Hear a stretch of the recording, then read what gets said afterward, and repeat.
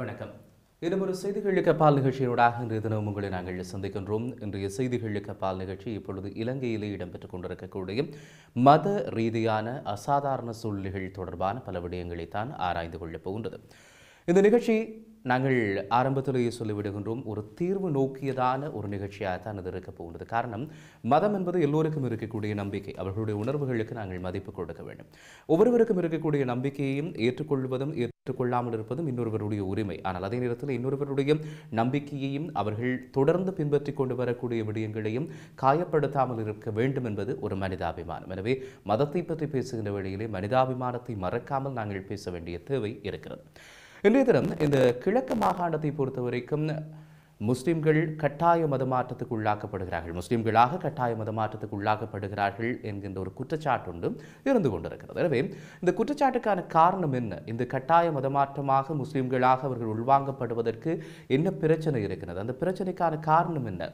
யார் யார் அதற்கு காரணமாக இருக்கிறார்கள்? அதற்கான தீர்வுகள் என்ன? இது தீர்க்க முடியாத ஒரு பிரச்சனையா என்பது சார்ந்தெல்லாம் இன்றைய தினம் நாங்கள் பேசிக்கொள்ளப் போகிறோம். மறுபுறத்தில் பார்த்தால், அண்மை காலத்தில் கடந்த 2-3 நாட்களாக அதிகமாக பேசப்படுகின்ற விடயம், இந்த சிவராத்திரியை முன்னிட்டு திருக்கேதீஸ்வரர் ஆலயத்தினுடைய அந்த வளைவு உடைக்கப்பட்டிருந்தது கத்தோலிக்கர்களினால்.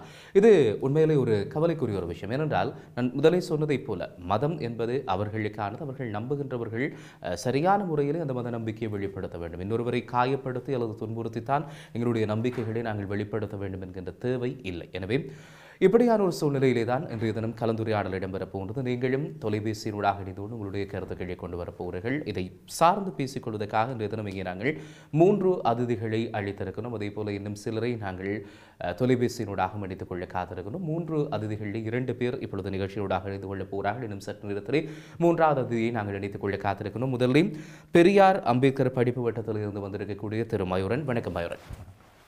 மறுவனை தொடர்ந்து இங்கே வந்திருக்கக்கூடியவர் சம்மாந்துறையை பூர்வீகமாக கொண்டிருக்கக்கூடியவர். அதே நேரத்திலே கடந்த பல ஆண்டுகளாக தன்னுடைய சமுதாயத்தோடு இணைந்து வேலை செய்து கொண்டிருக்கக்கூடிய திரு SLM ஃபாரூக் அவர்கள் இங்கே வந்திருக்கிறார்.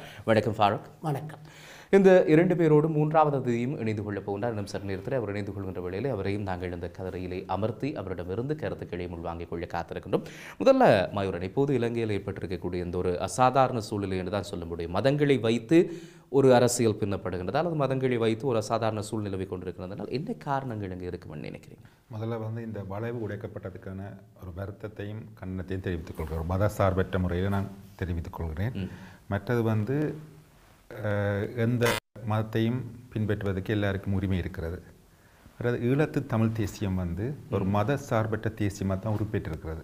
ஈழத்து தமிழ் தேசியம் என்று பார்க்கும்பொழுது நான் தந்தை செல்வா அவர்களிடம் தான் தொடங்குகின்றேன். ஏன்னா அதுக்கு முதல் இருந்தவர்கள் நாவலரை சொல்லலாம், அதுக்கு பிறகு வந்த புரோமினன்ட் லீடர் சிறுவன் ராமநாதன் அவர்களை சொல்லலாம். இவர்கள் எல்லாம் ஒரு சரியான தேசியத்தை சொன்ன மாதிரி தெரியவில்லை. தேசியம் என்பது அது ஒரு நிலப்பரப்பில் வாழ்ந்த மக்கள் அவர்களுடைய பண்பாட்டை கொண்டு தான் இருக்க வேண்டும்.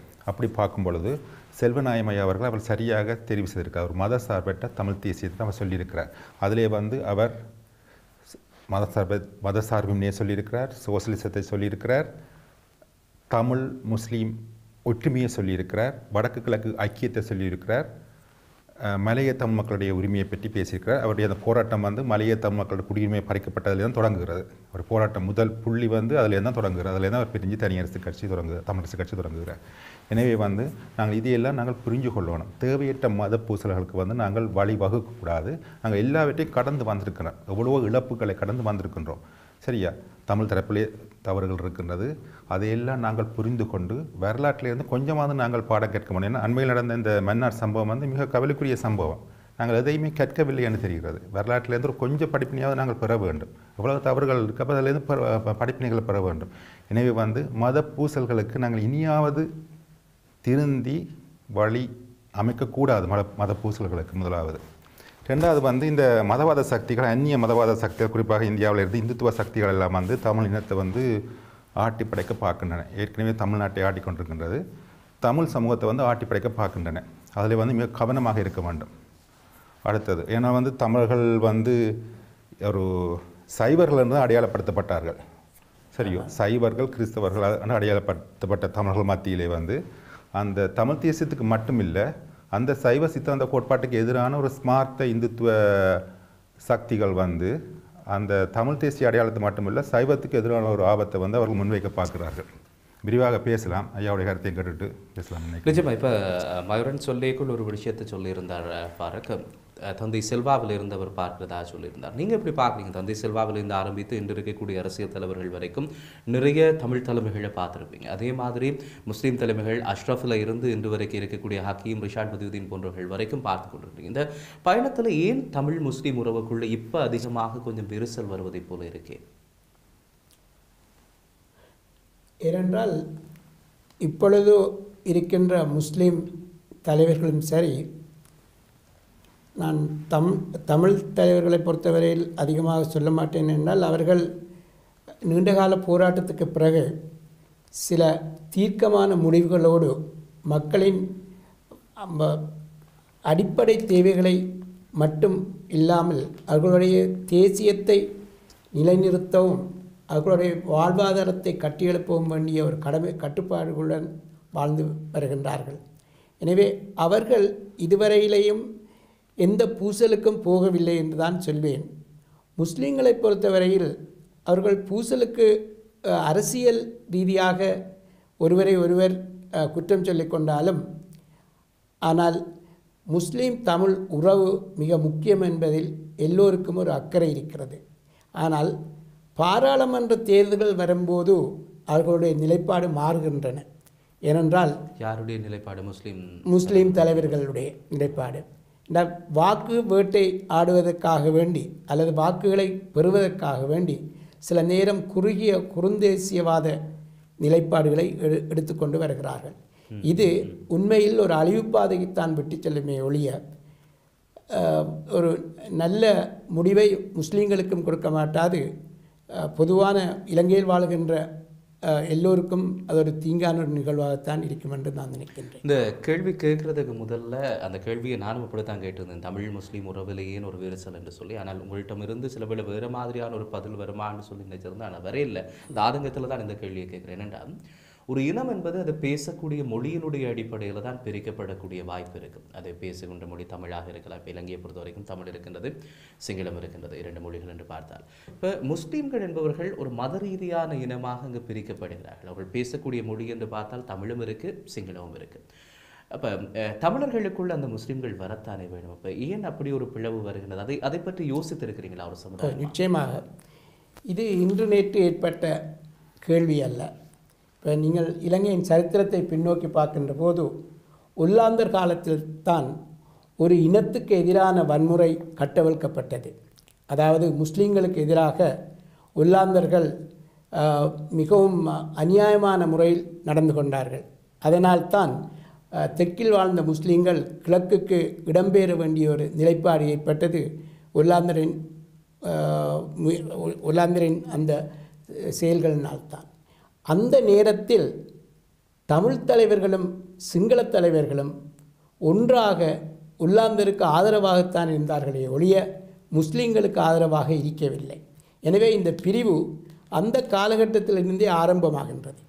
அதற்கு பிறகு ஏற்பட்ட பிரித்தானிய ஆட்சியின் கீழும் அந்த முஸ்லீம்களுடைய ஆட்சியை ஆதரிக்கின்ற ஒரு குழுவாக முஸ்லீம்கள் மாறிவிட்டார்கள். இந்த ஒல்லாந்தருக்கும் பிரித்தானியாவுக்கும் இருந்த பிரச்சனையினால் ஒல்லாந்தர் சென்றவுடன் பிரித்தானிய ஆட்சி ஏற்பட்ட காலத்தில் முஸ்லீம்கள் ஆட்சிக்கு ஆதரவான ஒரு கூட்டமாக இருந்தார்கள். அது 1815ஆம் ஆண்டு கண்டி கலவரம் ஏற்பட்ட போது முஸ்லீம்களுக்கு எதிராக அந்த கலவரம் வெடித்தது. அதன் போதும் கூட தமிழ் தலைவர்களும் முஸ்லீம் தலைவர்களும், குறிப்பாக வக்கீல்கள், சிங்கள தலைவர்கள், பிடிபட்ட சிங்கள தலைவர்களை விடுவிப்பதற்காக லண்டன் வரை சென்று போராட்டம் நடத்தினார்கள். எனவே இந்த விரிவுகள் நாங்கள் மிச்சம் சரித்திர ரீதியாக தொடங்கிய ஒரு விடயம், இன்று நேற்று தொடங்கியதல்ல. மற்றது இலங்கையின் அதாவது இப்போ பர்த் சர்டிஃபிகேட்டில் இருந்து எல்லாவற்றிலும் ஒரு முஸ்லீம்களின் இனம் என்னங்கிற ஒரு முஸ்லீம் என்று தான் போட்டு வந்தார்கள், தமிழர் என்று போடவில்லை. அதான் இப்போ தமிழர்கள் என்னென்றால் முதலாவது வந்து அந்த தேசியம் என்பது வந்து மொழி முக்கியம். ஆனால் எல்லா தேசியங்களும் வந்து மொழி சார்ந்து இல்லை.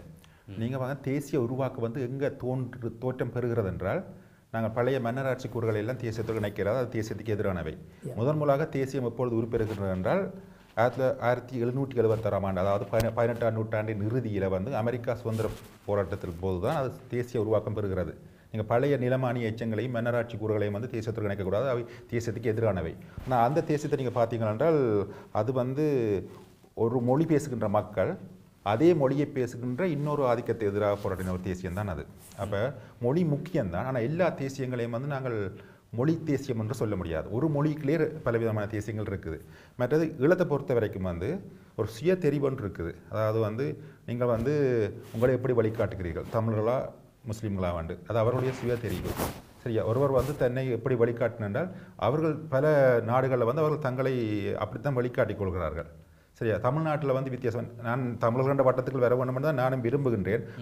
ஆனால் வந்து தமிழ் தலைமைகள் வந்து கட்டாயப்படுத்துவது வந்து ஒரு விதமான ஒரு தவறுன்னு நான் நினைக்கிறேன். அது அவருடைய சுய தெரிவு. ஃபாரூக் ஐயாட்ட கேட்கலாம். இப்போ மறுபடியும் ஒரு விஷயத்தை சொல்கிறாரு, எப்படி அடையாளப்படுத்துறதுன்றதுல தான் ஒரு விஷயம். இப்போ முஸ்லீம்கள் ஒரு தமிழராகவோ ஒரு சிங்களவாராகவோ அடையாளப்படுத்துறதுல வந்து விருப்பப்பட இல்லையா? அப்போ இல்லை, அவங்க தங்களை எப்பொழுதுமே முஸ்லீம் என்ற கூறுக்குள்தான் தங்களை நிறுத்தி கொண்டார்கள்.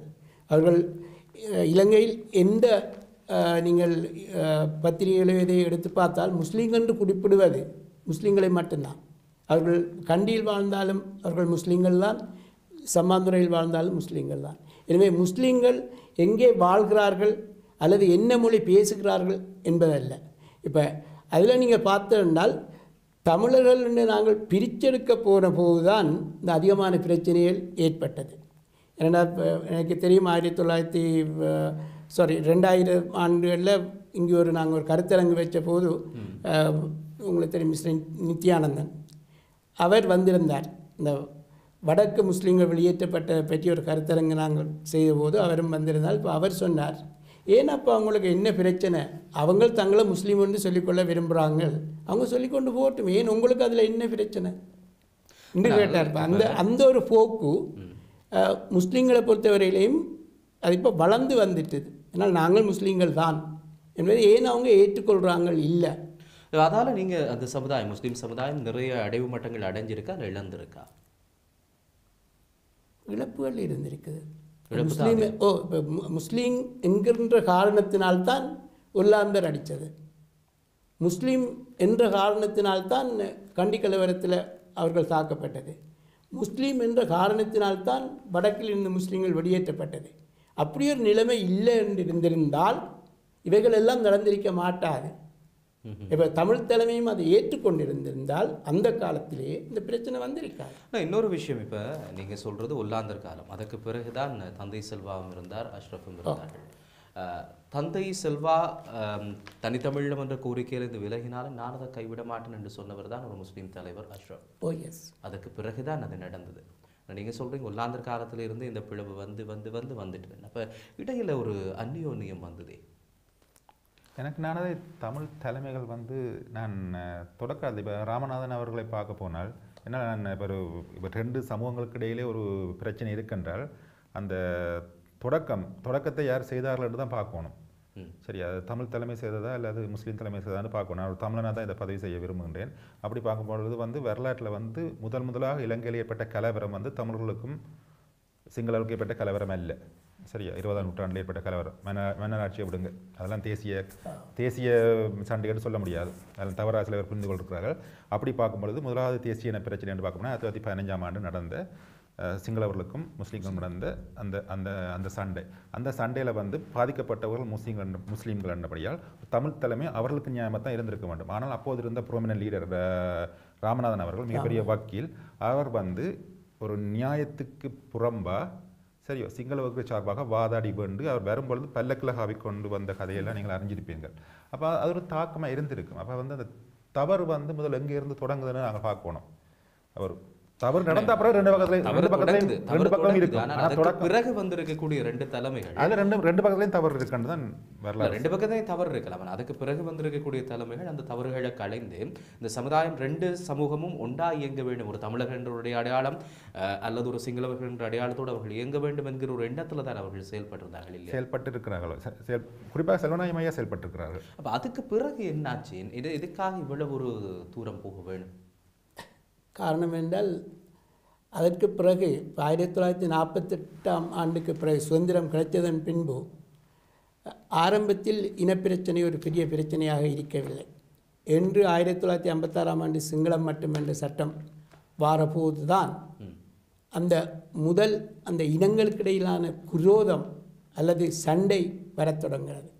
அதற்கு பிறகு அவர்கள் பெரும்பான்மை இனத்தவர்கள் ஏதோ ஒரு வகையில் முஸ்லீம்களோடு ஒரு நெருக்கமான உறவை வடக்கும் கிழக்குக்கும் வெளியாலே கொண்டிருந்தார்கள். அத்தோடு நாங்கள் ஒரு உண்மையை மறக்கக்கூடாது, வடக்கு கிழக்குக்கு விட கூடிய முஸ்லீம்கள் தெற்கிலும் மத்திய மாகாணங்களில் தான் வாழ்ந்து வருகிறார்கள். அது இன்றைக்கும் சரி அன்றும் சரி. எனவே அவர்களோடு நெருங்கி இருந்தவர்கள் சிங்கள தலைமைகள் இந்த சந்தர்ப்பத்தை பயன்படுத்தி சிங்களவர்களை தங்களோடு சேர்த்து கொள்வதில் அவர்கள் வெற்றி கண்டார்கள். யார்? முஸ்லீம் தலைமைகள். இன்னும் சிங்கள தலைவர்கள் முஸ்லீம்களை தங்கள் பக்கம் இழுத்துக் கொள்வதில் வெற்றி கண்டார். அதில் தமிழ் தலைமை தோற்று விட்டு தான் சொல்லுவோம். ஏனென்றால் இருந்த இதில் இப்போ 1960ஆம் ஆண்டு சத்தியாகிரகம் நடக்கிற போது கூட நான் சிறுவனாக சென்ட்ரல் காலேஜ் பேட்டிக்கலோவில் படித்து கொண்டு இருக்கிற போது எங்களோட கார் வார போது தமிழர்கள் அந்த யார்டா அந்த காரில் இருக்கிறன்னு ஒரு குரோத உணர்வோடு கேட்குற அளவுக்கு அந்த நிலைமைகள் மோசமாகி இருந்தன. இப்போ இதுதான் உண்மையில் ஐக்கியம் ஏற்படுவதற்கான ஒரு சரியான சந்தர்ப்பம். ஏனென்றால் ஒரு போராட்டம் வெடித்திருக்கிறது. சிங்களத்துக்கு எதிரான போராட்டம், சிங்கள சிறைக்கு எதிரான போராட்டம் எல்லாம் அந்த டைமில் ஏற்பட்டுட்டு, இப்போ அந்த டைமில் முஸ்லீம்களை சரியான முறையில் கையாண்டிருந்தால் கடைசியாக வடக்கு கிழக்கில் வாழ்கின்ற முஸ்லீம்களாவது தமிழர் தலைப்போடு இணைந்திருப்பார்கள். அன்று இணைந்திருந்தால் இந்த போராட்டங்கள் எல்லாம் இப்போ அதனால்தான் நீங்கள் உணர வேண்டும். இப்போ போராட்ட காலத்திலும் கூட, யுத்த காலத்திலும் கூட முஸ்லீம்கள், பெரும்பான்மையான முஸ்லீம்கள் ஆயுத இயக்கங்களில் சேர்ந்து அதில் தங்களோட உயிர்களையும் இருக்கிறார்கள். எனவே இப்போ அங்கே தமிழ் முஸ்லீம் என்று ஒன்று இருக்கல, ஒரு போராட்டத்தில் யார் அதை அங்கீகரிக்கின்றார்களோ அவர்கள் இணைந்து போராடினார்கள். இப்போ ஐயா சொல்கிற மாதிரி இது ஒரு திட்டமிட்ட விஷயமாக கூட பார்க்கலாம். அந்த பிரச்சனை வரைக்குள்ள சிங்கள தலைமைகள் முஸ்லீம் தலைமைகள் தங்களோட பக்கம் ஈர்த்து கொண்டார்கள் என்ற ஒரு விஷயத்தை அவரே சொல்லியிருக்கிறார். அதே மாதிரி ஒரு சூழ்நிலை தான் இப்போ திருப்பி உருவாகுது. இப்போ பாருங்கள், தமிழர்கள் ரெண்டு வரைக்குள்ள அதற்குள்ள இஸ்லாமியர்கள் இருக்கிறார்கள், கத்தோலிக்கர்கள் இருக்கிறார்கள். கத்தோலிக்கர்கள் வெவ்வேறு வகை அந்த மதத்தை பின்பற்றக்கூடியவர்கள் எல்லாருமே இருக்கிறார்கள். இப்போ கேதீஸ்வரத்தில் இடம்பெற்றிருக்கக்கூடிய ஒரு பிரச்சனை எடுத்து பார்த்தால், இந்த தமிழர்கள் என்றால் அவர்கள் இந்துக்கள் மாத்திரம் என்கின்ற ஒரு நிலைக்குள் அவர்களை கொண்டு போகிறதுக்கான ஒரு முனைப்பங்கு இருக்குது. அப்படி எது நடக்குதா? சில குழுக்கள் அப்படி செயல்படுகின்றன. அதுக்கு பின்னால் இந்திய உளவுத்துறை போன்றவர்களுடைய ஊடுருவல் இருக்கலாம் என்ற மாதிரி ஒரு சந்தேகம், ஊகம்தான் அது. ஏன்னால் இந்திய உளவுத்துறை உங்களுக்கு தெரியும், அது தொடர்ந்து செயல்பட்டு வருகின்றது. அது சரியா தமிழர்களுக்குள்ள அந்த பிளவை ஏற்படுத்துவதற்கு அது முக்கிய சக்தியாக இயங்கி வருகின்றது. ஆனால் முதல்ல தமிழர்கள் இந்துக்கள் அல்ல என்பதை நாங்கள் முதல் புரிஞ்சு கொள்ளணும். சரியா? உங்களை பொறுத்த வரைக்கும் தமிழர்கள் என்பது யார்? உங்களை பொறுத்தவரை தமிழை தாய்மொழியாக கொண்டவர்கள் தமிழர்கள். அதில் குழப்பமும் இல்லை. தமிழ்நாட்டில் சில பிரச்சனை இருக்கு, யார் தமிழர், இந்த சாதி சேர்ந்தவர் அப்படி என்று இல்லை. தமிழை தாய்மொழியாக கொண்டவர்கள் தமிழர்கள். பல ஆண்டு காலம், பல நூறு காலம் பூர்வீகத்தை வேறு மொழியாக கொண்டிருந்தாலும் தமிழர்களோடு கலந்து வாழ்பவர்களை நாங்கள் தமிழர்களாக தான் ஏற்றுக்கொள்ள வேண்டும். அப்படியும் இருக்குது. சரியா? ஆக தமிழர்கள் யார் என்றால் தமிழை தாய்மொழியாக கொண்டவர்கள். தமிழ் மண்ணிலே பல ஆண்டு காலம் தொடர்ந்து தமிழர்களாக வாழ்ந்து வருபவர்களையும் நாங்கள் தமிழர்களாக தான் கருத வேண்டும். எல்லாவற்றுக்கும் மேலாக ஒருவன் தான் என்ன தேசியம் இனம் என்பதை வரையறுத்து கொள்ளும் உரிமை அவனுக்கு இருக்குது. சரியோ? நான் தமிழனா என்பது யார் என்பதை அந்த தனிநபர் தீர்மானிக்கணும். உதாரணத்துக்கு தமிழ்நாட்டில் இருக்கிற பிரச்சனை தெரியும், அவன் தமிழனா தெலுங்குனாலாம் சொல்லி கொண்டிருக்கிறார்கள்.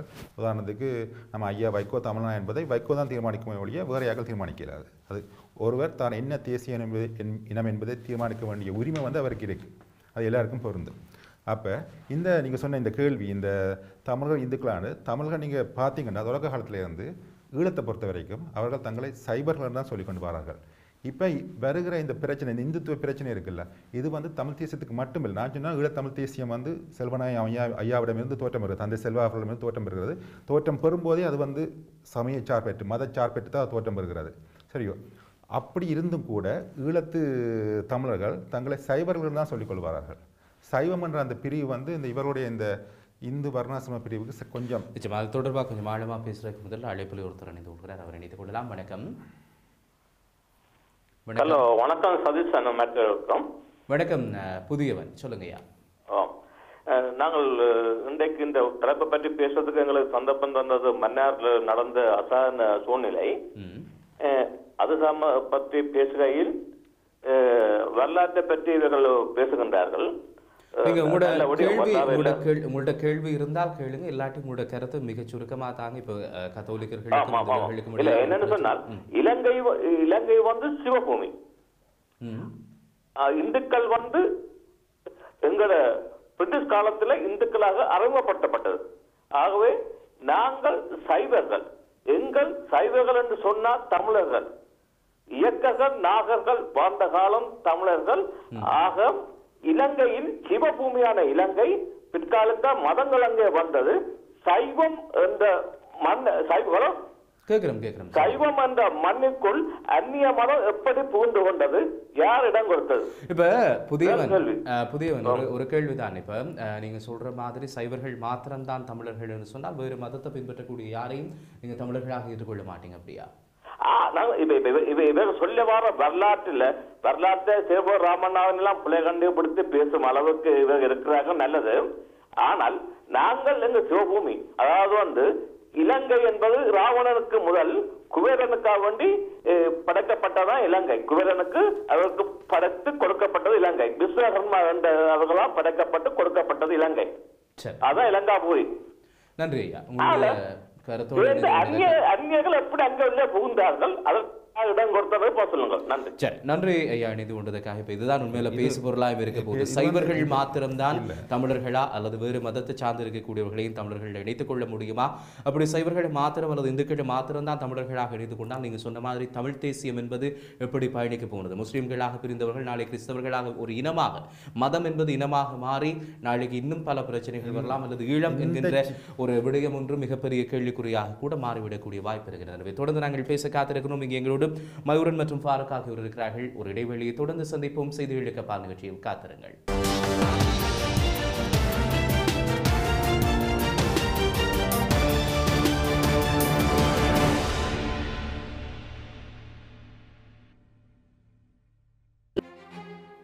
செய்திகளுக்கு பால் நிகழ்ச்சிகளை மீளவும் சந்திக்கின்றோம். இன்றைய தினம் நாங்கள் பேசிக் கொண்டிருப்பது இலங்கையில் இடம்பெற்றுக் கொண்டிருக்கக்கூடிய மத ரீதியான ஒரு குழப்பகரமான சூழ்நிலை, அதனுடைய பின்னணி என்ன, அதை தீர்த்து வைப்பது எப்படி, அதற்கான காரண காரியங்கள், அதற்கான தீர்வுகள் சார்ந்து பேசிக் கொண்டிருக்கின்றோம். இங்கே எங்களோட கலையகத்திலே பெரியார் அம்பேத்கர் படிப்பு வட்டத்தை சார்ந்திருக்கக்கூடிய திரு மயூரன் வந்திருக்கின்றார். அதே போல் அவரை தொடர்ந்து சம்பாந்துரையை பூர்வீகமாக கொண்டிருக்கக்கூடிய முஸ்லிம் இனத்தை பிரதித்துவப்படுத்திக் கொண்டு திரு SLM ஃபாரூக் அவர்கள் இங்கே வந்திருக்கின்றார். அவரை தொடர்ந்து இப்பொழுதும் இந்த இரண்டாவது பாதையிலே எங்களோடு சமூகவாதி திரு ஜெயதேவனும் இப்போது இணைந்து கொள்கிறார். வணக்கம் ஜெயதேவன். வணக்கம். இந்த இடைவேளைக்கு முதல் ஒரு விடயம் ஒன்று ஒரு அழைப்பில் வந்திருந்தவர் புதியவன் என்கின்ற ஒரு உறவு சொல்லியிருந்தார். குறிப்பாக இது இலங்கை என்பது சிவபூமி, சைவர்களுக்கானது, அந்த இடத்துல வேறு யாரும் வரக்கூடாது, அது இலங்கையில் முழுக்க தமிழர்கள் என்றாலே அது சைவர்கள் தான் என்பது அவருடைய ஒரு கருத்தாக இருந்தது. மயூரம் எப்படி பார்க்குறீங்க? அதை மிக தவறான கருத்து. ஏனென்றால் நாங்கள் நான் தான் முதல் சொன்ன தேசிய உருவாக்கத்துக்கு பழைய அந்த மன்னராட்சி கூறுகளையும் பழைய புராண மத கூறுகளையும் நாங்கள் தேசியத்தோடு இணைக்கக்கூடாது.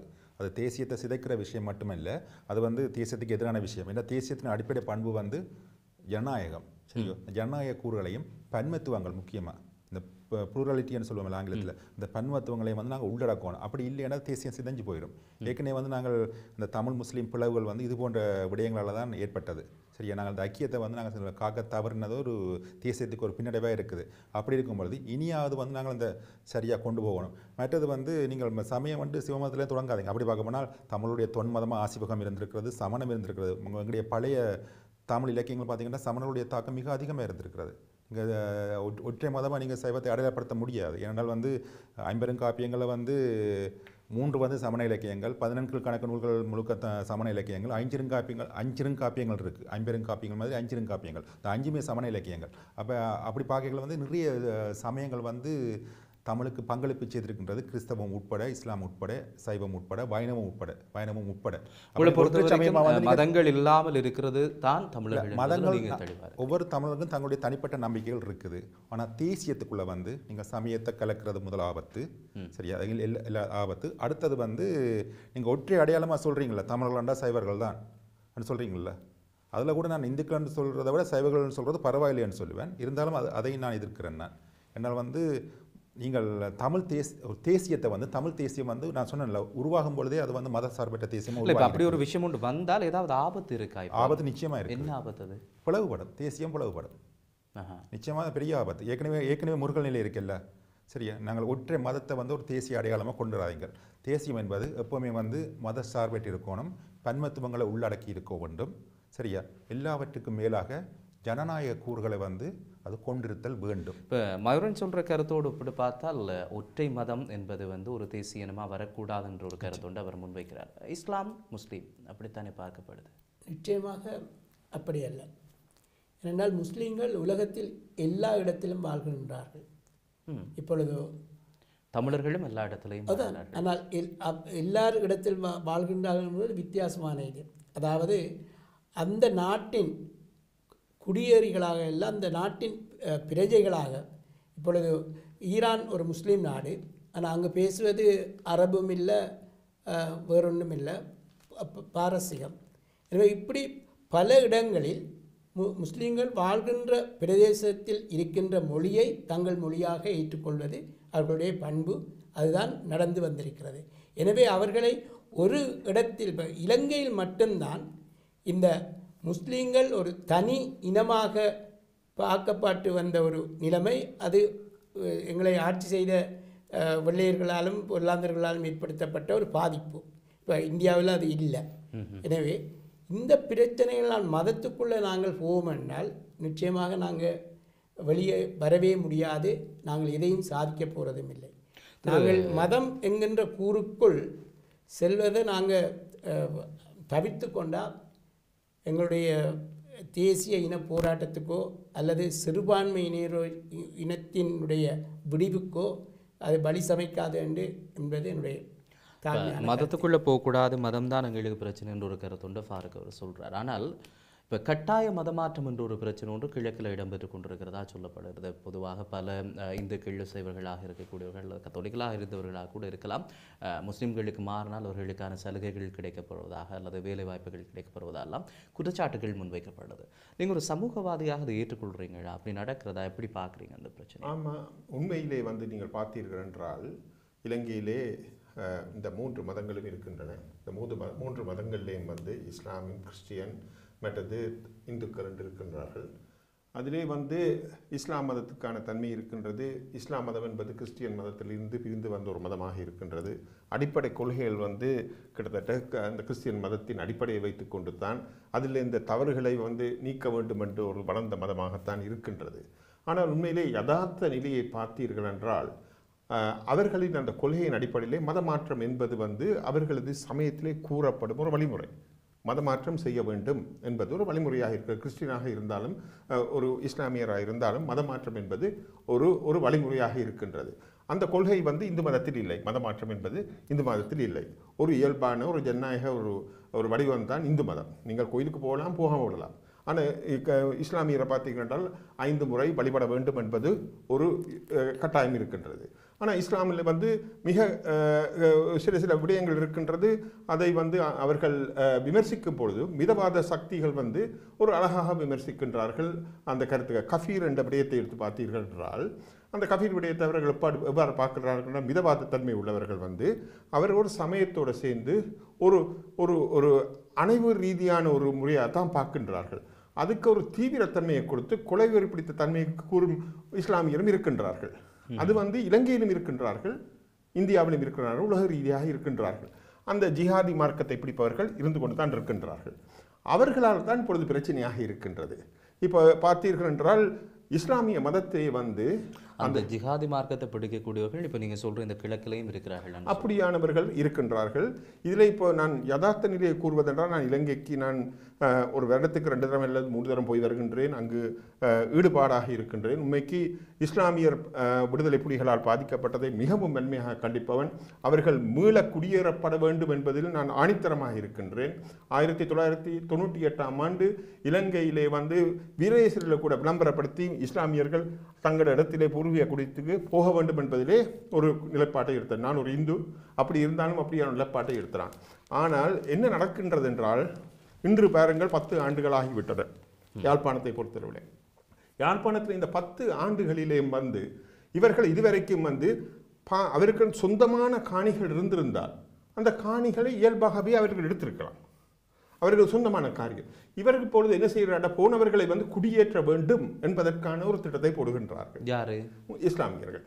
அப்ப அவர்கள் சொந்த காணியில வந்து அந்த காணிகளை திருப்பி எடுப்பது ஒரு பிரச்சனையும் இல்லை. கோர்ட்டில் போயாவது எடுக்கலாம். நான் இந்த முறை வந்து இப்போ வந்து இலங்கையிலிருந்து வந்து இப்போ 3 கிழமைகள் தான் என்னுடைய சொந்த காணியே தமிழர்களால் பறிக்கப்பட்டது, இந்துக்களால் பறிக்கப்பட்டது. இப்போ கிட்டத்தட்ட ஒரு 10 வருடமாக அந்த காணி வந்து தமிழர்கள் தான் பறித்து வைத்திருந்தார்கள். அறிந்தவுடன் அந்த உறுதிகள் எல்லாம் பார்த்துவிட்டு நான் 24 மணித்தியாலத்தில் அந்த காணியை நான் திருப்பி எடுக்கக்கூடியதாக இருந்தது. நான் கோர்ட்டுக்கும் போகவில்லை.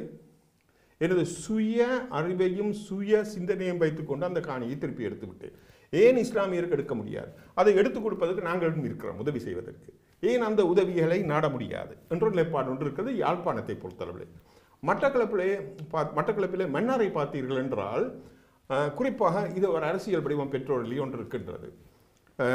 அதாவது வந்து இஸ்லாமிய வவுனியாவிலே பார்த்தீர்கள் என்றால் ஒரு 1000 ஏக்கர் காணியை நாமல் ராஜபக்ச அவரின் பேரில் அவரின் கட்டுப்பாட்டில் கொண்டு வடக்கு சார்ந்து இன்னும் கொஞ்சம் ஆழமாக போகிறதுக்கு முதல்ல இப்போ நான் கேட்குறேன்டா, கிழக்கில் என்ன காரணம்? இப்போ கட்டாய மத மாற்றம் என்று ஒன்று வருகிறது என்று சொன்னால் அது எங்கே தவறு இருக்கின்றது? என்ன பிரச்சனை அங்கே? ஏன் மாற்றம் வருகிறது? அதற்குரிய அடிப்படை காரணம் வந்து தமிழர்களிடையே வந்து ஒரு பரந்த இஸ்லாமியரை போலையோ கிறிஸ்டியவரை போல சமூக உணர்வு என்பது இல்லை. தமிழர்களுக்குள்ள யார் இருக்கிறார்? தமிழர்களாக இருக்கக்கூடியவர்கள் எங்கு இருக்கின்றார்கள்? சமூக உணர்வு, மற்றவனுக்கு உதவி செய்ய வேண்டும், அயலவனுக்கு உதவி செய்ய வேண்டும், துன்பப்படுவனுக்கு உதவி செய்ய வேண்டும் என்று தமிழர்கள் சிந்திப்பதில்லை. நான் உண்டு என்று மயிரோட்டை ஏற்கனவே கேட்டது மாதிரி நீங்க தமிழர்கள் முஸ்லீம்களையும் சேர்த்து தான் சொல்றீங்க. நான் முஸ்லீமை சொல்லவில்லை. தமிழர் என்று சொல்லும் பொழுது இப்போ அது பிரிவினை வந்து விட்டது அங்கு இலங்கையில். ஏனென்றால் தமிழர் என்னும் போது இந்துக்கள் தமிழர் என்றும் முஸ்லீம் வந்து தமிழர்கள் இல்லை என்றும், சரியா, முஸ்லீம் தமது மதத்தை தான் அடிப்படையாக வச்சுக்கொண்டு அப்படி போனால் அது ஆபத்துன்றது நீங்க அது நிச்சயமாக ஆபத்து தான். என்ன செய்யலாம்? இப்போ இந்த பிளவில் உண்மையிலே இதில் வந்து இருக்க வேண்டியது, இதில் பாதிக்கப்படும் மக்கள் வந்து தமிழ் மக்களாக தான் இருக்கிறார்கள். தமிழ் என்று சொல்லும் பொழுது தமிழுடன் சேர்ந்த இந்து மக்களாக தான் இருக்கின்றார்கள். மிகவும் பாதிப்பான நிலையில் இருக்கிற இந்த போராட்டம் வந்து மிகவும் நலிவடைந்த தன்மையை உருவாக்கியுள்ளது. குறிப்பாக கிழக்கு மாகாணத்திலே பார்த்தீர்கள் என்றால் அங்கு என்ன நிலைமை இருக்கின்றது என்றால் உண்மையிலே பெரும்பான்மையான இந்த வடக்கும் கிழக்குக்குமான உறவு மிகவும் நலிவடைந்த நிலையில் தான் இருக்கின்றது. வடக்கு வந்து ஒரு கலாச்சார ஒரு மையமாக இருந்து அந்த கலாச்சார தன்மைகள் வந்து கிழக்கிலே நடைபெறவில்லை. குறிப்பாக பார்த்தீங்கன்னா இன்னொன்று வியாபாரங்கள் நடக்கின்றது. வடக்கு கிழக்கு ஒரு விதமான வியாபாரம் இல்லை. அந்த உறவு என்பது வந்து மிகவும் உடைந்து போயிருக்கின்றது. கிழக்கிலே இதுக்கு காரணம் அங்க கிழக்கில முஸ்லிம்கள் எண்ணிக்கை அதிகரித்து போனது. இப்ப கிழக்கில் அவர்கள் எண்ணிக்கை அதிகரிப்பது அவர்களுக்குரிய ஒரு தன்மை. அதற்கு எங்கட பலவீனத்தை நாங்கள் விளங்கிக் கொள்ள வேண்டும். ஏனென்றால் தமிழர்கள் தரப்பில் பிள்ளை இருக்கு, பலவீனம் இருக்கின்றது. யாழ்ப்பாண பேரினவாதம் என்பது வந்து நம்மை உள்வாங்கிக் கொண்டு போகும் தன்மை இல்லை. இப்போ இஸ்லாமிய மக்களுக்கோ கிறிஸ்டியருக்கு இருக்கிற அந்த தன்மை யாழ்ப்பாண தமிழர்களுக்கு இல்லை. யாழ்ப்பாண தமிழர் ஒரு பேரினவாத தமிழர்களாக இருக்கின்றார்கள். இப்படியே எல்லாருமே நாங்கள் பெருசுன்னு சொல்லி கொண்டு போனால் இப்போ நீங்கள் சொல்கிறீங்க முஸ்லீம்களே ஏற்றுக்கொள்ள மாட்டோம், தமிழர்கள் இல்லை, அதை ஏற்கனவே பிரிஞ்சு போயிட்டு. இப்போ கத்தோலிக்கர்களுக்கு ஒரு பிரச்சனை வருது கேதீஸ்வரத்தில். கத்தோலிக்கர்கள் அதே நேரத்தில் நீங்கள் இன்னொரு விஷயத்தையும் சொன்னீங்க, உங்களை பொறுத்த வரைக்கும் இந்துக்கள் தான் தமிழர்கள்னு சொல்லி. அப்போ நீங்கள் கத்தோலிக்கர்களையும் ஏற்றுக்கொள்ள இல்லையா? இல்லை, நான் இந்துக்கள் தான் தமிழர்னு சொல்லியிருக்க வந்து இதுவரை காலமும் வந்து கிறிஸ்டியன்ஸ், நானும் ஒரு கிறிஸ்டியன் பேக்ரவுண்ட்லேருந்து வருகின்றேன். கிறிஸ்டியர்களும் தமிழர்களாகத்தான் அவர்கள் அடிப்படை கலாச்சாரங்களை பார்த்தீர்கள் என்றால் தமிழ் முறை என்று போகும்போது தாலிகளை கட்டுகின்றார்கள். சரியா, அந்த அந்த வழிபாட்டு முறையெல்லாம் இருக்கின்ற ஒரு கத்தோலிக்கர்களை வந்து தமிழர்களாக ஏற்றுக்கொள்ளக்கூடிய ஒரு சமுதாயமாக இருக்கக்கூடிய தமிழர்கள் ஏன் இஸ்லாம் மதத்தை பின்பற்றக்கூடிய இஸ்லாமியர் தான் அதுக்குரிய மரபுலியை சொல்ல வேண்டும். ஏனென்றால் அவர்கள் முதலாவது வந்து ஒரு இணக்கப்பாட்டுக்கு வர வேண்டிய ஒரு தன்மை இருக்கிறது. தங்கள் மதத்தை முன்னிலைப்படுத்தி கொண்டு அதை ஒரு அரசியல் வடிவமாக்கி கொண்டு போகும்போது பிரச்சனை ஒன்று இருக்கின்றது. அங்கு அதை அதில் இருந்து ஒரு மாறுபட்ட கருத்தோடு வந்து இப்போ மதத்தை முன்னிலைப்படுத்தாமல் மொழியை முன்னிலைப்படுத்தி வரக்கூடிய சாத்தியப்பாடுகள் இருக்கா இலங்கையில்? என்றால் மதத்தையும் கலாச்சாரத்தையும் நாங்கள் போட்டு குழப்புகின்றோம் என்கின்ற ஒரு அபிப்பிராயத்தை நான் சொல்ல வேண்டியிருக்கிறது. மதம் வேறு, அது ஒரு நம்பிக்கை. கலாச்சாரம் வாழுகின்ற பிரதேசத்தை ஒட்டியதாக அவர்களுடைய கலாச்சாரம் இருக்கும். இப்போ நீங்கள் கிழக்கு மாநிலத்தில் பார்த்தீங்கன்னால் இந்த பிரச்சனைகள் வாரத்துக்கு முந்தி கலாச்சார ரீதியாக முஸ்லீம்களும் தமிழர்களும் ஒரு விதமாகத்தான் இருந்தார்கள். அவர்கள் பேசுகின்ற மொழி கூட, அந்த தமிழ் கூட வித்தியாசமாகத்தான் இருந்தது. இப்போ மட்டக்களப்பு தமிழர்கள்ங்கிற போது முஸ்லீம்களில் தமிழும் அவர்களுடைய தமிழும் மிகவும் நெருங்கி போயிருந்தது. யாழ்ப்பாணத்திலேயே வட்டாரத்துக்கு வட்டாரம் மாறுபட்ட பேச்சு வழக்கு அதை வச்சுக்கொண்டு நாங்கள் முடிவு அதை நான் சொல்கிறேன். இப்போ கிழக்கு மாநிலத்தில் தமிழ் தானே. கிழக்கு மாநிலத்தில் கூட ஒரு ஊருக்கும் அடுத்த ஊருக்கும் இடையில் தமிழ் பேசுகிறதுல வித்தியாசம் இருக்கும். இப்போ இதுகளெல்லாம் பிரச்சனை. இப்போ பண்பாடு வேறு, கலாச்சாரம் வேறு, மதம் வேறு. மதம் ஒரு நம்பிக்கை. ஒரு மனிதன் அந்த தன்னுடைய நம்பிக்கையை அவன் வைத்துக்கொள்வது அவனுடைய சொந்த விருப்பம். ஒரு சிம்பிளாக ஒரு கேள்வி. இப்போ ஜெயதேவன் சொல்கிறார், கத்தோலிக்கர்கள் கிறிஸ்தவ மதத்தை அவர்கள் பின்பற்றுகிறார்கள், கத்தோலிக்க மதத்தை பின்பற்றினாலும் அவர்களை தமிழர்களாக ஏற்றுக்கொள்ள தாங்கள் தயாராக இருக்கிறோம். அதே மாதிரி இஸ்லாம் மதத்தை பின்பற்றக்கூடிய தமிழ் மொழியை பேசக்கூடியவர்களை தமிழர்களாக ஏற்றுக்கொள்றதுக்கு நீங்கள் தயாராக இருக்கிறீங்களா? அதுக்கு இயந்து போகிறதுக்கு முஸ்லீம் சமுதாயம் தயாராக இருக்கா?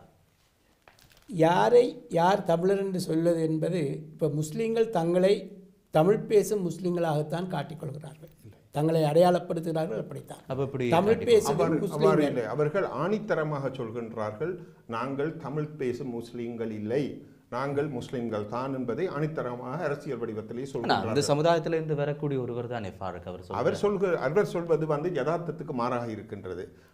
ஆனால் இப்போ இந்த மட்டக்களப்பை பொறுத்தவரை கருத்துக்களை சொன்னார். அந்த மட்டக்களப்பில் இருக்கிற நிலைமை வந்து பார்த்தீர்கள் என்றால், சவுதி, அதாவது இப்போ எண்ணெய் வளம் பொருந்திய நாடுகள் இஸ்லாமிய நாடுகளாக இருக்கின்றது.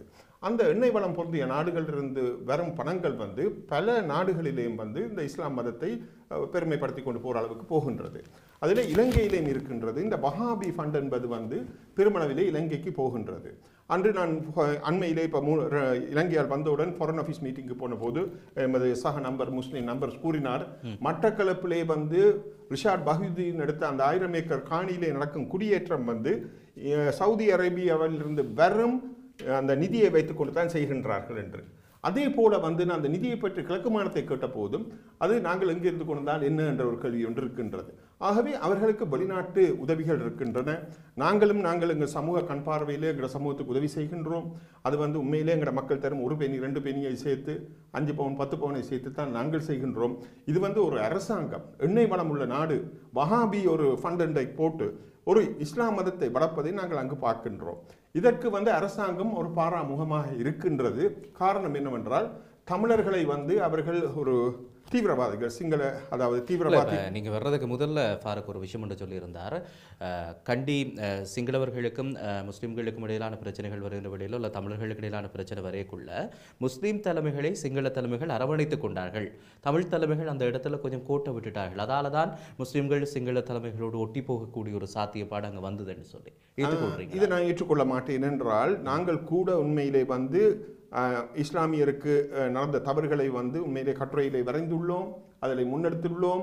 அங்கிருக்கும் மக்களும் செய்திருக்கிறார். பலவீனம் அடைந்த ஒரு தமிழ் இனம் இந்த போராட்டத்தால் மிகவும் பலவீனப்படுத்தி எல்லா பக்கத்தாலும் உடைந்திருக்க தமிழினம். அதிலே வந்து நீங்கள் பெரிய அளவிலே நீங்கள் வந்து தெருவிலே வந்து ஒரு ஆர்ப்பாட்டம் வைத்து செய்யும் அளவுக்கு இல்லை. ஆனால் முஸ்லீம் மக்களுக்கு வந்து முழு ஆதரவையும் அவர்கள் கொடுத்துத்தான் இருக்கின்றார்கள். அந்த ஆதரவை அவர்கள் முதலாவது மதிக்க வேண்டும். உண்மையிலே கிழக்கு மாநிலத்தில் நடப்பது வந்து இப்போது ஒரு பெரிய அளவிலே மதமாற்றம் நடந்து கொண்டிருக்கின்றது.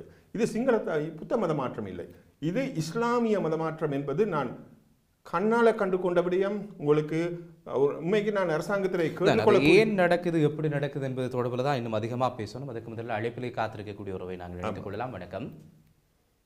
ஹலோ, வணக்கம். நான் டென்மார்க்ல இருந்து ரொபின் கேட்கிறேன். வணக்கம் ரொபின், சொல்லுங்க ஐயா.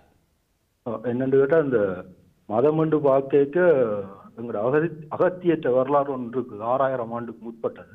சரி, இப்ப தற்காலத்தில் இருக்கக்கூடிய பிரச்சனையை நீங்க கொஞ்சம் சொன்னீங்கன்னா பொறுத்து. இல்ல, மதம் எல்லா மதமும் இந்தியாவில இருந்து தான் தோன்றினது.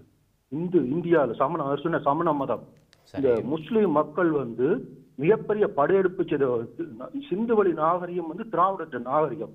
ஆப்கானிஸ்தான் பாகிஸ்தான் எல்லைக்குள் உள்ள பகுதியில வாழ்ந்த திராவிடர்களை இந்த முகாலியர்கள் வந்து படையெடுத்து, பாசித முகாலியர் படையெடுப்பால வந்து விரட்டப்பட்டு மிகப்பெரிய விரட்டலுக்குள்ளாக்கி தென்னிந்தியா நோக்கி நகர்ந்ததான் திராவிடர்கள். அங்க வந்து ஆப்கானிஸ்தான் இந்தியா வர முதலே ஆப்கானிஸ்தான அவே அபகரிச்சிட்டோம் அந்த முகாலியர்கள், மங்கோலியர்கள். அந்த அபகரிப்பு பிறகுதான் பாகிஸ்தான் 1940 ஆண்டு இந்தியா விடுதலை பிறகு ஜின்னா பிரிச்சிருக்கிறது பாகிஸ்தான் முஸ்லீம். இது முஸ்லீம்கள் வந்து மிகப்பெரிய படையெடுப்பை எல்லார் மேலேயும் செய்யணும். அப்ப ஒரு தரையும் விட்டு வைக்க மாட்டோம். அமெரிக்காவோட மோதிவினோம், ஐரோப்பாவோட மோதிவினோம், எல்லாரோட மோதிக்கொண்டு உங்களுடைய அந்த கருத்தோடு நீங்கள் இணைந்து கொண்டதுக்காக நன்றி. ஒரு குற்றச்சாட்டாக தான் அவர் அதில் ஒரு முன்வைக்கிறார். ஒரு படையெடுப்பாக இதை பார்ப்பதாக. இப்போ தமிழர்கள் தரப்பை பொறுத்த வரைக்கும் அவர்கள் மதம் மாற்றப்பட்டு, கட்டாயமான ஒரு மதம் மாற்றப்பட்டு அவர்கள் கொண்டு வரப்படைக்குள்ள சொல்லக்கூடிய விஷயம் பல காரணங்கள் சொல்கிறார்கள். வேலை வாய்ப்பில்லை என்றார்கள், குடும்பத்தை அச்சுறுத்துகிறார்கள், சில வீடுகளெல்லாம் வெறிக்கப்பட்டிருந்ததையெல்லாம் நாங்கள் கடந்த காலங்களில் செய்திகள் வாயிலாக அறிய முடிந்தது. ஏன் அந்த ஒரு கட்டாயம் என்கின்ற ஒரு வார்த்தை ஒன்று அங்கே வருகின்றது? விரும்பி மாறினா அது வேறு விஷயம், அது அவர்களுக்கான நம்பிக்கை. இது இப்போ இந்த கட்டாயம் என்று சொல்ல யார் பாவிக்கிறாங்க? அங்கே பாதிக்கப்பட்ட நீங்கள் சொல்கிற மாதிரி நான் ஒன்று முதல்ல சொல்லிக்கொள்ள விரும்புகிறேன். இந்த கருத்தரங்கில் அல்லது இந்த விவாதத்துக்கு நான் வந்ததன் முதல் காரணம், இந்த விவாதம் தமிழர் முஸ்லீம் உறவு பற்றியும் எமது தேசிய இனப்பிரச்சனைக்கு எந்த முறையில் தீர்வு காணலாம் என்பதை பற்றியும் தான் இருக்கும் என்று தான் நான் உண்மையில் எதிர்பார்த்தேன். ஆனால் இது இப்பொழுது மதம் என்கின்ற ஒரு ஒரு வட்டத்துக்குள் நாங்கள் போக வேண்டியிருக்கிறது.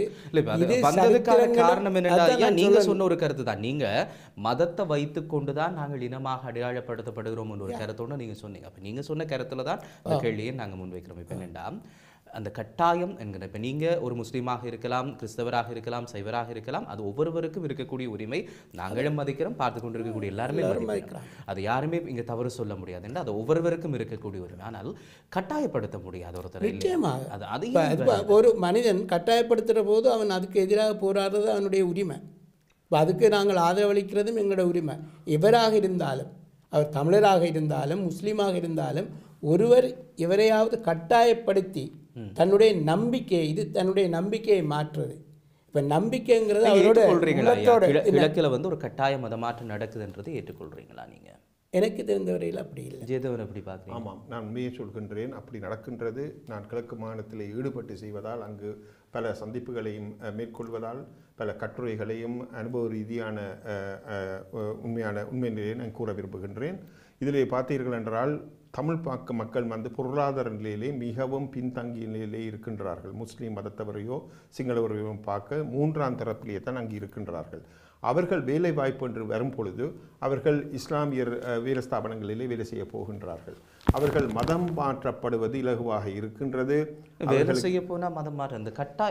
கட்டாயமாக இருக்கின்றது. வேலையாள் போகும்போது, இளம் பெண்கள் போகும் பொழுது, நான் உண்மைக்கு நான் இதில் கூறுவதை என்னை ஒரு மதவாதி என்ற அளவுக்கு நிற்காதீங்க, நான் ஒரு சமூகவாதி என்ற அளவிலே மிகவும் மனநொந்து கதைக்கும் ஒரு விடயமாகத்தான் இருக்கின்றது. அங்கு போகும் பெண்கள் வந்து கற்பழிக்கப்பட்டு, அவர்கள் வந்து உண்மையிலே கற்பழிக்கப்பட்டால் அவர்கள் அந்த பிள்ளைகளை பெறும் பொழுது அவர்கள் முஸ்லீம் மாறும் சந்தர்ப்பங்கள் இருக்கின்றது. மற்றது பணத்தை கொடுத்து வாங்குகின்றார்கள். இது கட்டாயமாக நடக்கின்றது. பணத்தை கொடுத்து வந்து அவர்களை மதம் மாற்றுகின்றார்கள். பணத்தை கொடுத்து, சலுகைகளை கொடுத்து மதம் மாற்றுகிறார்கள். பணத்தை கொடுக்கிறார்கள் என்று சொன்னால் இந்த தமிழர்கள் தரப்புல மதம் மாற வேண்டிய தேவை ஏன் வருது? என்னதுக்காக ஏன் தரும் என்றால், அவர்களுக்கு வந்து உண்மையிலே வந்து மிகவும் நலிவடைந்த சமூகமாக இருக்கின்றார். கிழக்கு மாநிலத்திலே யாழ்ப்பாணத்தை போல அந்த வழிபாட்டு முறைகள் வந்து வித்தியாசமாக இருக்கின்றது. அவர்கள் தினமும் கோயிலே போய் வழிபடுவதில்லை. அவர்கள் சடங்கு பூசை, அப்படியே ஒன்று பூசையாக இருப்பார்கள். வீட்டோட நாளாந்த கூலி வேலைகளை செய்து வாழும் ஒரு சமூகமாகத்தான் இருக்கின்றார்கள். அவர்கள் ஒரு ஆங்கிலத்தில் சொல்வார்கள் வல்னரபிள் பீப்புள் என்று தான் சொல்ல வேண்டும். இந்த தமிழ் மக்கள் வந்து மிகவும் பின்தங்கிய வல்னரபிள் பீப்புளாகத்தான் இருக்கின்றார்கள். அவர்களை வந்து மதம் மாற்றுவது ஈஸி, இலகு என்று பார்த்தீங்கன்னா, மதம் மாற்றுறது ஈஸின்னு நீங்கள் சொல்கிறதெல்லாம் சரி. ஆனால் இவ்வளோ பிரச்சனை இருக்குன்னு தெரியுது தான். இதில் காப்பாற்றி இருக்க வேண்டிய தேவை அந்த சமுதாயத்துக்கு இருக்கல. ஆமாம், அந்த அரசியல் தலைமை வந்து இதுவரைக்கும் நமக்கு வரவில்லை. அந்த முஸ்லீமுக்கு இருக்கும் தலைமை வந்து இன்று தமிழருக்கு இல்லை. தமிழரின் அரசியல் தலைமை வந்து இது ஒரு பிரச்சனையாக பார்த்து இதை முன்னெடுத்து இதை இன்று நான் உங்களிடம் வந்து உண்மையை நேர்மையாக கதைக்கின்றேன். அதை வந்து இந்த அரசியல் தலைமைகள் கதைத்தால் என்ன, அந்த தலைமைக்குரிய நிலைப்பாடு எங்கு என்று பார்த்து இப்போவும் நாங்கள் பூர்வீக கதை, எங்களோட அடிப்படை உரிமை, எங்களோட சிங்களவன் கொள்றான், அது செய்கிறான், இது செய்கிறான் கழிச்சு கொண்டு நிற்கிறோம் எங்களோட அடிப்படை. ஆனால் இங்கே யதார்த்த நிலையை கதைப்பதற்கு நாங்கள் தயாராக இல்லை. யதார்த்த நிலைக்கு என்ன தீர்வு கொடுக்கலாம் என்று ஏதாவது உங்களுக்கு தோணுதா? இப்போ பார்த்து கொண்டு இருக்கிறீங்க, ரெண்டு சமுதாயத்தினுடைய பிரிவில் இருந்து அவர்கள் சொல்லிக் கொண்டிருக்கிறார்கள். ரெண்டு பக்கமுமே அவர்களுடைய நியாயப்பாடுகள் இருக்கலாம். நீங்கள் ஒரு மதமே இல்லை, தமிழர்களாக ஒன்றுபடுவோம் என்ற ஒரு துணையில் நீங்கள் இருக்கிறீங்க. அப்போ எப்படி நீங்கள் அதை பார்க்குறீங்க? கட்டாய மதமாற்றம் வந்து தவறு. அது எதுவாக இருந்தாலும் கட்டாயப்படுத்தி ஒருவனை மதம் மாற்றுவது தவறு. என்றால் நீங்களும் ஏற்றுக்கொள்றீங்களா அப்படி ஒன்று நடக்குது நிச்சயமா தவறு. இல்லை கிழக்கில் நடக்குதுன்றதை ஏற்றுக்கொள்றீங்களா? அனுபவ ரீதியாக எனக்கு தெரியாது, ஆனால் செய்திகள் வழியாக நான் அறிஞ்சு கொள்கிறேன். சரியா? ஏன்னா ஐயா சொல்கிறார் தனக்கு தெரியலையேண்டு, ஏதோ ஆனால் சொல்கிறார் அவர் தான் நேரடியாக பார்த்த அனுபவங்கள். ஆனால் நான் செய்திகள் வழியாக பார்க்கும்பொழுது நடக்குது, ஆனால் கேள்விப்பட்டிருக்கிறேன். ஆனால் அனுபவ ரீதியாக நான் பார்த்து அறிஞ்ச மாதிரி எனக்கு தெரியலை. தெரியாதுன்னு சொல்கிறது என்னுடைய அனுபவம். சரியா? ஆனால் எது எப்படி இருந்தாலும் கட்டாயப்படுத்தி ஒருவனை மதம் மாற்றுவது தவறு. அது தவறு. அதுக்கு பின்னால் இருக்கிற சமூக காரணங்களை நாங்கள் நிச்சயமாக பார்க்கணும். என்றால் இதில் அந்த மத மாற்றத்தின் வழியாக இன்னொரு விஷயம் நடக்குது. ஏன்னா ஈழத்தை பொறுத்த வரைக்கும் ஐயா சொல்லியக்கில் ஜேதவன் அண்ணா சொல்லியக்கில் சொல்கிறார், அவர் அந்த தமிழ் ரெண்டைகளை அவர் இந்துக்களை சார்பாக சொல்கிறார், கிறிஸ்தவர்கள் அது இன்னும் ஒரு பிள்ளையா நான் சொல்லவில்லை. ஆனால் கிறிஸ்தவர் என்று சொல்லுக்கு நான் சொல்லி அவர்களும் தமிழர்கள் தான். அவர்களும் தமிழ் நிலப்பரப்பு அவர்களாக பிரிக்கிறது இன்னும் ஆபத்து. ஏன்னா அவர்கள் தமிழர்கள். இந்த சந்தர்ப்பத்தில் ஈழ அரசியலில் ஈழ போராட்டத்தில் அவர்களுடைய பங்கு மிக அதிகமாக இருக்கு. அவர்கள் தங்களை அப்படி பார்க்கவில்லை. மத நம்பிக்கை வேறு, ஆனால் அவர்கள் தமிழர்களை பிரித்து ஒருபோதும் பார்க்கவில்லை. இப்பொழுது நாங்கள் கதைப்பது இஸ்லாமியர் என்று தான் கதைக்கின்றோம். அதுக்கு ஒரு தலைமை வேண்டிய இதொன்று வேண்டி இருக்கு. ஏனென்றால் கிறிஸ்தவமும் தமிழும் எவ்வளவு தூரத்துக்கு உறவு முறையில் இருக்கின்றால் நல்ல உறவு முறையில் இருக்கின்றார்கள். கிறிஸ்தவத்திலேயும் பிரிவினைகள் இருக்கின்றது, இஸ்லாமிய மதம் போல பிரிவினைகள் இருக்கின்றது. அதிலே மேலே பார்த்துக்கான ஆங்கிலிக்கன், கேத்தலிக்ஸ் என்று சொல்ற மாதிரி இவ்வளவு பிரிவினைகளை கொண்டு வந்ததற்கு சில வேளைகளில் இந்த சமுதாயம் கூட, தமிழர்கள் என்று நீங்கள் அடையாளப்படுத்தக்கூடிய சமுதாயம் கூட சில தவறுகளை விட்டிருக்கிறதா இல்லையா என்பது தொடர்பில் நாங்கள் தொடர்ந்து பேசிக்கொள்ளலாம். நிகழ்ச்சி நேர அதிகரிப்போடு அடுத்த மனத்தையாளத்திலும் உங்களுக்காக தொடர போகின்றது. எனவே செய்திகளுக்கு பால் நிகழ்ச்சியிலே உங்களுடைய கருத்துக்கள், கேள்விகளோடு நீங்கள் இணைந்து கொள்ளலாம். இங்கே இந்த 3 கலந்துரையாட வந்திருக்கக்கூடிய அதிதிகளும் தொடர்ந்து இணைந்து கொள்ளப் போகின்றார்கள். தொடர்ந்தும் காத்திருங்கள். இடைவெளியை தொடர்ந்து செய்திகளுக்கு பால் நிகழ்ச்சியில் சந்திப்போம்.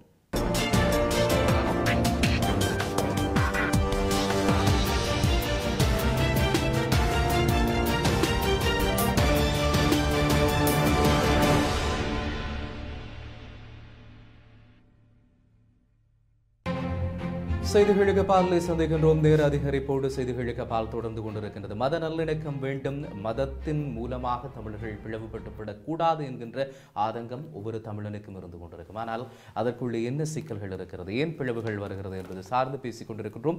அதை நோக்கி எங்களுடைய தீர்வுகளை நோக்கி நடந்து கொண்டிருக்கிறோம். இடைவெளிக்கு முதல்ல திரு ஜேதவன் நீங்கள் சொல்லியிருந்தீர்கள், கட்டாயமான ஒரு மதமாற்றம் இடம்பெறுகின்றது. இந்த கட்டாயமான மதமாற்றத்துக்கு பாலியல் துஷ்பிரயோகங்கள் இடம்பெறுது, வேலை வாய்ப்புகள் கொடுக்கிறார்கள், அதே போல பணம் கொடுக்கல் வாங்கல்கள் எல்லாம் இடம்பெறுகின்றது என்று சொல்லி என்னுடைய கேள்வி இதுதான். இப்போ இவ்வளவு நடக்கின்றது என்று சொன்னால் ஏன் அந்த சமுதாயம், இப்போ அந்த கட்டாய மதமாற்றத்துக்கு உள்ளாகக்கூடிய சமுதாயத்தை சார்ந்திருக்கக்கூடிய சமுதாயத்தினுடைய பிரதிநிதிகள் ஏன் அதற்கான தீர்வுகளை இதுவரைக்கும் கண்டுபிடிக்காமல் இருக்கிறீங்க? ஆமாம், அதுக்குரிய காரணம் என்னென்றால் இந்த போராட்டம் உண்மையிலே மிகவும் நலிவடைய பண்ணியுள்ளது. நாங்கள் பல பக்கத்திலேயும் உடைந்து நொறுங்கி போயிருக்கின்றோம். புலம்பெயர்ந்த மக்கள் ஒரு பகுதியிலேயும் அங்கிருக்கும் மக்கள், மிச்சமாயிருக்கும் மக்கள் அவர்களுக்கு எந்த விதமான ஒரு ஆதாரபூர்வமான உதவிகளோ ஒன்றும் இல்லாமல் கஷ்டப்படுகின்றார்கள். அரசாங்கத்திலிருந்தும் பெரிய அளவு உதவி இல்லை. அவர்கள் மிகவும் ஒரு பின்னடைவான நிலையிலே தான் இருக்கின்றார்கள். புலம்பெயர் தேசங்களில் நிறைய உதவி செய்யக்கூடிய தொண்டு நிறுவனங்கள் இருக்கு, செயற்பாட்டாளர்கள் இருக்கிறார்கள். அப்போ இந்த உதவிகள் எல்லாம் அந்த மக்களுக்கு போய் சேர இல்லையா? இல்லை, ஒரு கலெக்டிவ் எஃபர்ட் இல்லை. தனிப்பட்ட முறையிலே பழைய மாணவர் சங்கம் என்று பள்ளிக்கூடங்களுக்கு உதவி செய்வதும் தனியார்களுக்கு நம்பி வாழும் ஒரு தன்மையை உருவாக்கும் நிலைப்பாடு இருக்கின்றது ஒழிய இப்போ இஸ்லாமிய மதத்தை போலவோ கிறிஸ்டியன் மதத்தை போல சமூக ரீதியான கட்டமைப்புகளை வளர்த்து ஒரு சமூகத்தை வளர்க்க வேண்டும் என்ற நோக்கத்திலே அந்த திட்டங்கள் ஒன்றுமே செயற்படுத்தவில்லை. ஆகவே அது செய்தாலும் ஒரு குறைந்தபட்சமான ஆட்கள் தான் செய்கின்றார்கள் அதை.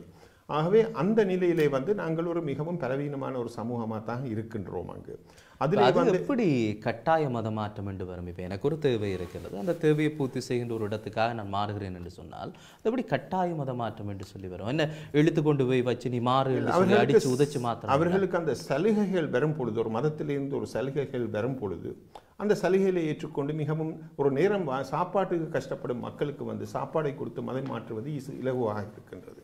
இது கிறிஸ்தவ மதத்திலையும் இருக்கின்றது. கிறிஸ்தவ மதத்தில் பார்த்தீர்கள் என்றால் முஸ்லிம்களுக்கு இருக்கிறது, ஆனால் முஸ்லீம்லேயே பெரிய அளவில் இருக்கின்றது. ஒரு சாப்பாட்டுக்கு வழி இல்லாமல் இருக்கிறார் என்று சொன்னால் அவருக்கு ஒரு நேர சாப்பாட்டையும் கொடுத்து பணத்தையும் கொடுத்து இஸ்லாமுக்கு மாற்றுகிறார்கள் என்ற ஒரு குற்றச்சாட்டு ஒன்று ஜேதவன் முன்வைக்கிறார். அந்த தேவை ஏன் இஸ்லாமியர்களுக்கு இருக்குது, முஸ்லிம்களுக்கு ஏன் அது இருக்குது?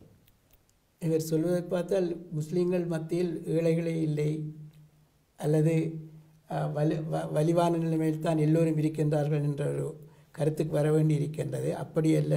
நிதர்சனம் என்னவென்றால் சமூகங்கள் எல்லாவற்றிலும் ஏழைகளும் வசதி இல்லாதவர்களும் வலிமை இல்லாதவர்களும் இருக்கின்றார்கள். குறிப்பாக தமிழர்களுக்கு இந்த யுத்தத்துக்கு பிற்பாடு அந்த நிலைமை கொஞ்சம் மோசமடைந்திருக்கிறது என்பதை நான் ஏற்றுக்கொள்கிறேன்.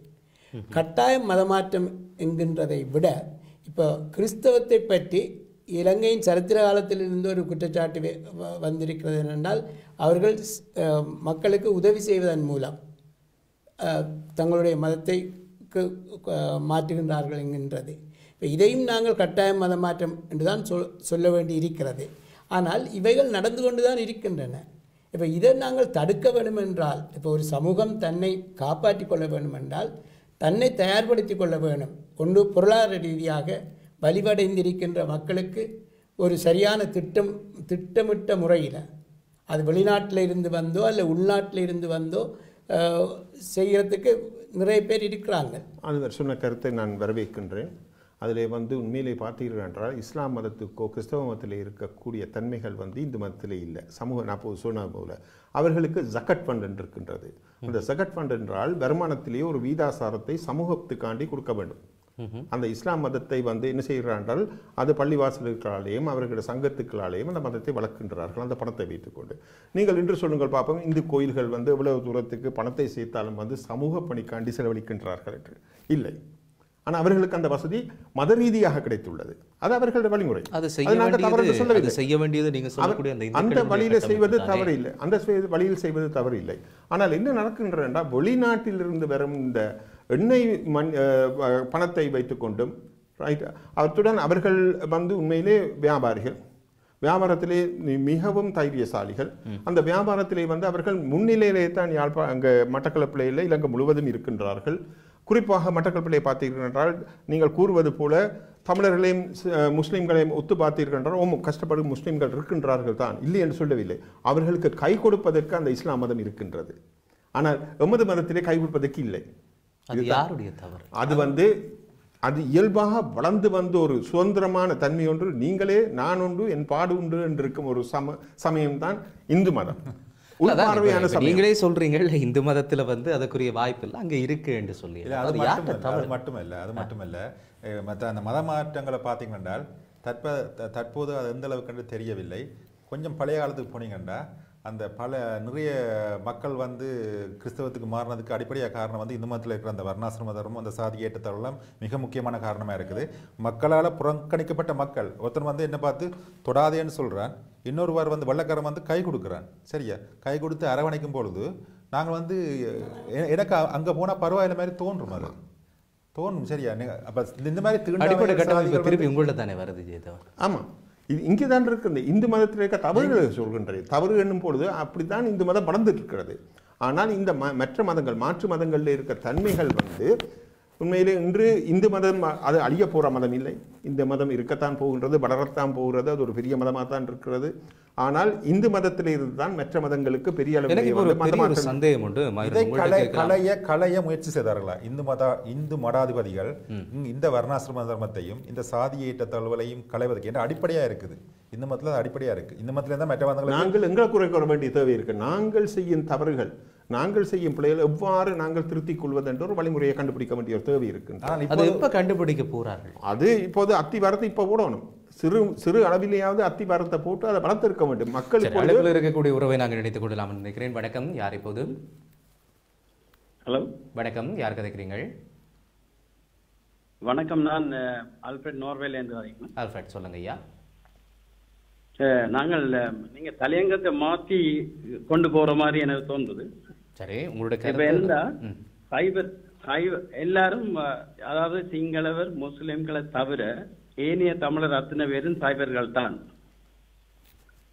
நாங்கள் போர்த்துகீசர் வந்த பிறகுதான் எங்களுடைய மதம் மாற்றப்பட்டது. அது காசு கொடுத்து இல்லை, அடாவடித்தனமாக மாற்றப்பட்டது. ஆனா எல்லா எங்களுடைய கிறிஸ்தவ மக்களும் சைவ மக்களும் ஒரே இனம், ஒரே மொழி. அதை தவிர மதங்களை பற்றி நாங்க கதைக்க கூடாது.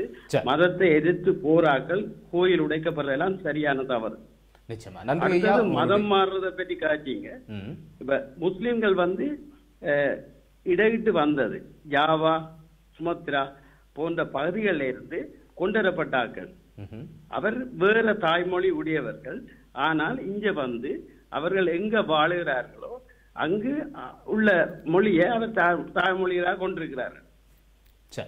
மிக நன்றி. அவருடைய கருத்தோடு நீங்க இணைந்து கொண்டதுக்காக நன்றி. அவர் தன்னுடைய கருத்தை சொல்லியிருந்தார். அதுல குறிப்பா ஒரு விஷயம் அவர் சொல்றார், எந்த மதத்தை வேணாலும் பின்பற்றுங்க, எல்லாரும் தமிழர்கள் தான் என்பதில் அவர் தெளிவா இருக்கிறார். அடுத்த அழைப்புக்கு நாங்க போய்விட்டு வரலாம். வணக்கம். வணக்கம், அழைப்புல இருக்கிறீங்க, யார் கதைக்கிறீங்க? ஹலோ, வணக்கம். வணக்கம், யார் கதைக்கிறீங்க? நான் பவுனியா விஜயலட்சுமி கதைக்கிறேன் சார். பவுனியா விஜயலட்சுமி, சொல்லுங்க. ஒரு அதிதி கதைக்கும் பொழுது சற்று முன் கூறியிருந்தார், கிழக்கு மாகாணத்தில் விடுதலை புலிகளால் முஸ்லிம்கள் பாதிக்கப்பட்டதென்று. அது நான் ஏற்க முடியாது. ஏனென்றால் கிழக்கு மாகாணத்தில் முஸ்லிம்கள் தான் தமிழ் மக்களை கொன்றொழித்த போதுதான் விடுதலை புலிகளும் அதற்கான சில நடவடிக்கைகளை எடுக்க நேர்ந்தது. ஆமாம், 1986ஆம் ஆண்டு உடும்பன் படுகொலையில இருந்தே அங்கே முஸ்லிம்கள் தமிழ் மக்களை தாக்க தொடங்கிவிட்டார்கள். முஸ்லிம் இளைஞர்கள் ஊர்காவல் படையில் இணைந்து இராணுவத்துடன் சேர்ந்து தமிழ் மக்களை கொன்றளித்து தமிழ் மக்களை இடம்பெயர செய்ததால் தான் அங்கே மாற்ற நடவடிக்கை ஒன்று விடுதலை புலிகளால் எடுக்க வேண்டி வந்தது. இவர்கள் எல்லாம் அவர் அந்த அதிதியில எனக்கு மிகவும் கோபமும் கவலையாகவும் இருக்கிறது. அவருடைய கருத்துல கோபப்படுவீங்க, அவர் மீது கோபப்படாதீங்க, அவருடைய கருத்தின் மீது நீங்க கோபப்பட்டுக் கொள்ளுங்க. அவருடைய கருத்தின் மீது தான் அவருடைய கருத்தின் மீது நான் கோபப்பட வேண்டும். இந்த நிகழ்ச்சி வந்து தீர்வுக்கான நிகழ்ச்சியா இருக்க வேண்டுமே ஒழிய இந்த பிரச்சனைகள் பெரிதுபடுத்துவதற்கான ஒரு நிகழ்ச்சி அல்ல. எனவே நன்றி வவுனியா விஜயலட்சுமி, நீங்க இணைந்து கொண்டதுக்காக. அடுத்த அழைப்பாளரிடம் நாங்க போய்விடலாம். வணக்கம். வணக்கம். வணக்கம், யார் கதைக்கிறீங்க? நான் ராகவன் கதைக்கிறேன். ராகவன், சொல்லுங்க. என்னன்னு சொன்னா, இப்ப நேற்று இந்த நிகழ்வு வந்து மன்னார் பகுதியில கேதீஸ்வரம் கோயிலுக்கு வைத்திருந்த இந்த வளைவு வந்து அங்கிருக்கும் கிறிஸ்தவர்களால அகற்றப்பட்டது என கூறப்பட்டது. அது ரொம்ப வேண்டிய கருத்தை சொல்லலாம்னு நினைக்கிறேன். என்னன்னு சொன்னா, இப்ப இது மாதிரியான ஒரு மத மோதல்கள் வந்து திட்டமிட்டு வடக்கு கிழக்கு பகுதியில வந்து ஏற்படுத்தப்பட்டிருக்குது. இப்ப நீங்க பாத்தீங்கன்னு சொன்னா, கிழக்கு பகுதியில இஸ்லாமிய சகோதரர்களான முரண்பாடு வந்து தூண்டப்படுகின்றது. அதே போல தற்பொழுது மன்னார் பகுதியில் பெருமளவாக இருக்கும் கத்தோலிக்க மதத்தவர்களுடனான முரண்பாடு வந்து தூண்டப்படுகின்றது. இதற்கு பின்னாலே வந்து இந்த முரண்பாடுகள் தூண்டப்படுவதற்கு பின்னால் ஒரு அரசியல் காரணம் இருப்பது போல அங்கிருக்கும் மக்களது சமூக காரணங்களும் இருக்குது. இப்ப என்னன்னு சொன்னா, இப்ப நாங்கள் மக்கள் விடுதலைக்காக கதைக்கிறவர்கள் அல்லது மக்களின் மேம்பாட்டுக்காக கதைப்பவர்கள் இதற்கு பின்னால் இருக்கும் இந்த அரசியல் காரணத்தை வந்து நிவர்த்தி செய்யறதான் நாங்க. என்ன காரணங்கள் அந்த அரசியல் காரணங்கள் என்ன நீங்க நினைக்கிறீங்க? அதான் என்னன்னு சொன்னால், இப்ப நீங்க பாத்தீங்கன்னு சொன்னா, இப்ப இந்து ஆலயங்கள் மீது என்ன சொல்ற இங்க இருக்கும் பௌத்த பேரினவாத அரசாங்கத்தால் ஸ்பான்சர் பண்ணப்பட்ட குண்டர்களால் தாக்குதல் நடைபெற்ற பொழுது இந்த விஸ்வ இந்து பரிசுத்த என்ற அமைப்பு வந்து கண்டனம் எதையும் தெரிவிக்கவில்லை. ஆனால் இது இந்த கேதீஸ்வரம் இந்த வளைவிலே வந்து ஒரு பிரச்சனை வந்த உடனே 2 மணித்தியாலங்களுக்குள் டெல்லியில் இருக்கும் விஸ்வ இந்து பரிஷத் வந்து இவ்வாறான ஒரு கண்டன அறிக்கையை வெளியிடுகின்றது. இது என்னன்னு சொன்னால், இப்ப நீங்க பார்க்கணும், உலகத்தின் போக்குல வந்து என்னன்னு சொன்னா, இப்படி இலங்கைக்குள்ள இந்தியாவோ அல்லது இந்தியா முக்கியமாக இந்தியா வந்து தனது கட்டுப்பாட்டுகளை வச்சிருப்பதற்கு தற்பொழுது இந்த மதவாத குழுக்களை வந்து பயன்படுத்துது. இப்ப நீங்க பாத்தீங்கன்னு சொன்னா, கிழக்கு மாநிலத்தில் இருக்கிற இஸ்லாமிய குழுக்களுக்கும் இந்தியாவில் இருந்தான் உதவிகள் போகின்றது. அதே போல இந்து குழுக்கள் சொல்வதற்கு உதவி போகின்றது. அதே போலதான் இங்கு நடக்கின்றது. ஆகவே இதையே தான் இலங்கை அரசாங்கம் விரும்புது. இப்ப நீங்க பாத்தீங்கன்னு சொன்னா, யூஎன்ல வந்திருக்க ரெசல்யூஷன் படி அந்த நடக்கிற மத பிரச்சனை நடக்குது. நீங்க பாத்தீங்கன்னு சொன்னா, ஒவ்வொரு முறையும் யூஎன்ல இந்த இது வரைக்குள்ள அங்கு வந்து மத பிரச்சனை வந்து கட்டமைக்கப்படும். ஆகவே இதற்கு பின்னால் இருக்கும் அரசியலை நாங்கள் உற்று நோக்கி அதற்கு எதிராக போராட வேண்டுமே வழிய அங்கிருக்கும் ஓட்டு கேட்கும் அரசியல்வாதிகளின் சொற்களை கேட்டுக்கொண்டு நாங்கள் எங்களோடு கூட இருக்கும் யுத்த காலத்தில் எங்களோடு சேர்ந்து எங்களோடு போராடிய எங்களின் விடுதலைக்காக பங்கு நின்ற எமது இன்னொரு சகோதரர்களுக்கு எதிராக நாங்கள் அணிதிரள்வது என்பது நமது விடுதலையை இன்னும் பின்னோக்கி நன்றி நகர்த்தும். ராகவன், ஒரு நல்ல கருத்து சரியான இப்ப அது ஒரு ஆபத்தை நான் அது முதல் கேட்டிருந்தேன், ஆபத்தை நோக்கி இது நகர்ந்து கொண்டிருக்கான்னு ஒரு நினைக்கிறேன். மயூரேட் அந்த கேள்வியை நான் முன்வைக்கலாம் என்று சொல்லி. இப்ப முன்னர் தமிழ் சமுதாயம் என்பது முஸ்லீம்களும் இருந்தார்கள், தமிழர்கள் முஸ்லீம்களும் போராட்டத்தில் ஈடுபட்டிருந்தார்கள். தமிழ் தேசிய விடுதலை போராட்டத்தில் முஸ்லீம்களுடைய பங்களிப்பும் அளப்பரியது, அதை யாரும் மறக்க முடியாது. இன்னொரு பக்கம் கத்தோலிக்கர்களும் இருக்கிறார்கள், சைவர்களும் இருக்கிறார்கள், இந்துக்கள் என்று சொல்வார் ஜெயதேவன், சைவர்களும் இருக்கிறார்கள். இந்த 3 பேருடைய வித்துடர்களும் ஒரே இடத்துல விதைக்கப்பட்டிருப்பதையும் நாங்கள் கண்டிருக்கிறோம். அந்த அளவு தூரம் சமத்துவத்தோடு வாழ்ந்தவர்கள் தான் தமிழர்கள். ஆனால் இப்ப முஸ்லிம்கள் பிரிந்து போய் ஒரு தனி இனமாக மாறிக்கொண்டு போகிறார்கள். இன்னொரு பக்கம் கத்தோலிக்கர்களுக்கும் இந்த சைவர்களுக்கும் இந்துக்களுக்கும் இடையில் ஒரு பிரச்சனையை கொண்டு வந்தால், தமிழ்நாடு இங்கே இருக்கக்கூடிய ஈழத்தில் இருக்கக்கூடியவர்களை ஒரு சைவர்கள் அல்லது இந்துக்கள் என்று பார்த்தால், இப்போ இவர் சொல்வதை போல இந்துக்கள் என்று பார்த்துவிட்டால், அங்கே இருக்கக்கூடிய இந்த மனிதநேய செயற்பாட்டாளர்கள் இவர்கள் ஏற்றுக்கொள்வார்களா? அது ஒரு பெரிய பிளவு தானே, பெரிய இழப்பு தானே. தேசிய நான் சொல்கிறேன் தேசிய தன்மைக்கு அது ஒரு இழப்பு. ஏற்கனவே வந்த பிரிவு இழப்பு தான் கொடுத்துருக்கிறது. இந்த தமிழர் நீங்கள் சொன்னீங்க முஸ்லீம தனி தேசியம்னா நீங்கள் பார்க்கும் பொழுது அந்த பிரிவு ஒரு ஏதோ ஒரு வகையில் எங்களுக்கு ஒரு பின்னடைவையும் இழப்பையும் கொடுத்துருக்கிறது. சரியும், நாங்கள் சரியான அதில் தவறுகள் 2 பக்கத்தில் இருக்கலாம், நான் சரியாக கணிக்க தவறுன சில விடயங்கள்லாம் சேர்த்து ஒரு பிளவை ஏற்படுத்தி இருக்கிறது. பட் அது நேயர் ஒருவர் கூப்பிட்டார், இவர் இதற்கு முதல் பேசின நேயர், அதுக்கு ஒரு சின்ன ஒரு கருத்தை சொல்லிவிட்டு போகிறேன். அதாவது முஸ்லீம்கள் வழியிலிருந்து வந்தவர்கள் என்று எல்லாரையும் அப்படி சொல்ல முடியாது.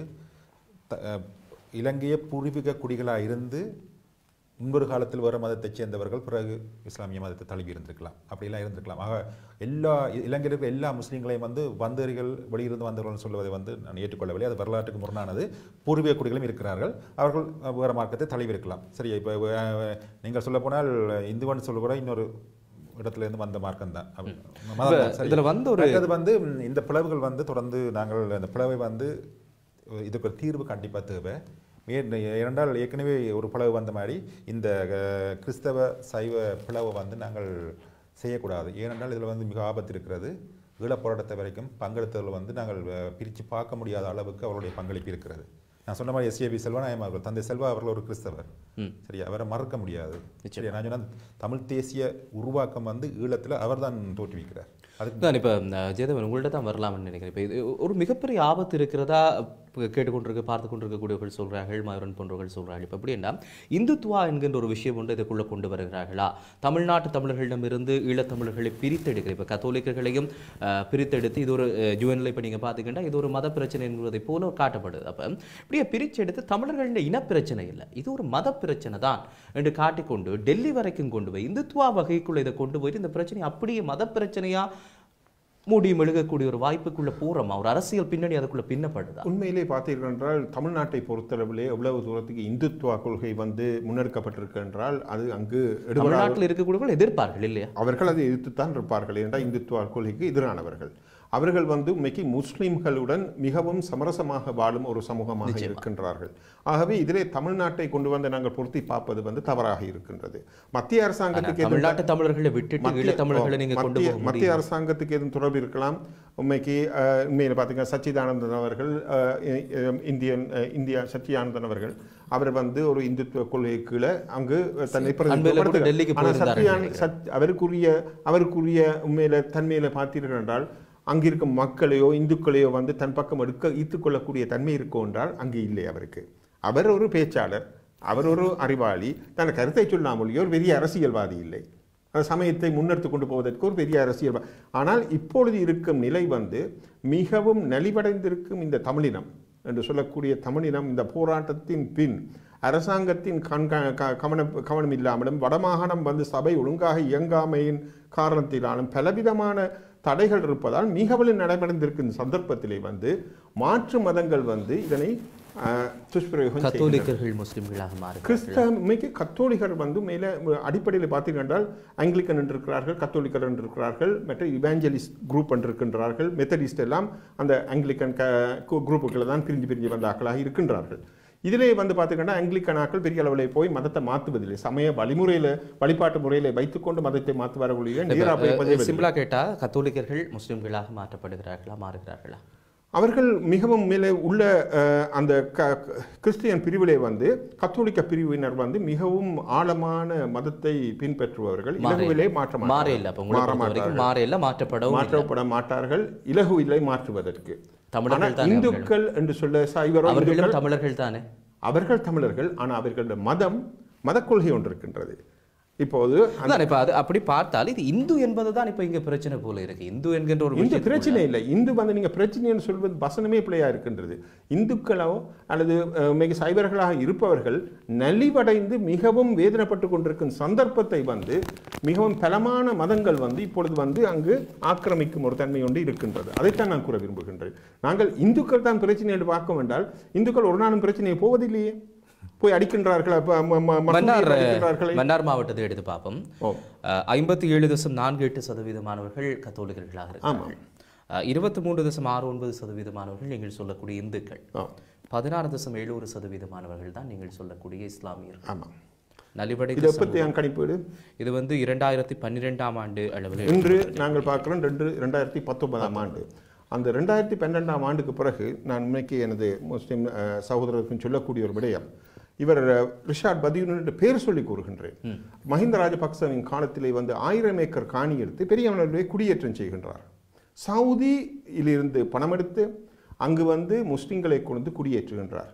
நான் ஒன்று கூற விரும்புகின்றேன். 1998ஆம் ஆண்டு நான் புத்தளம் சென்று அந்த முஸ்லீம் மக்களை சந்தித்தேன். பாதிக்கப்பட்டு விடுதலை புலிகள் செய்த மாபெரும் தவறு, அதிலே அவர்களை கொண்டு போய் அங்கு வைத்திருந்தார்கள் அரசாங்கம். ஆனால் அங்கு போய் சந்தித்த பொழுது ஒரு முஸ்லீம் தனும் யாழ்ப்பாணம் திரும்பி வருவதற்கு தயாரில்லை. ஏனென்றால் அவர்கள் அங்கு காணிகள் வாங்கி தாங்கள் நிரந்தரமாக குடியிருக்கின்றார்கள். அவர்களது வியாபார முயற்சிகள் கொழும்பை நோக்கியும் கண்டியை நோக்கியும் நடந்து கொண்டிருக்கின்றது.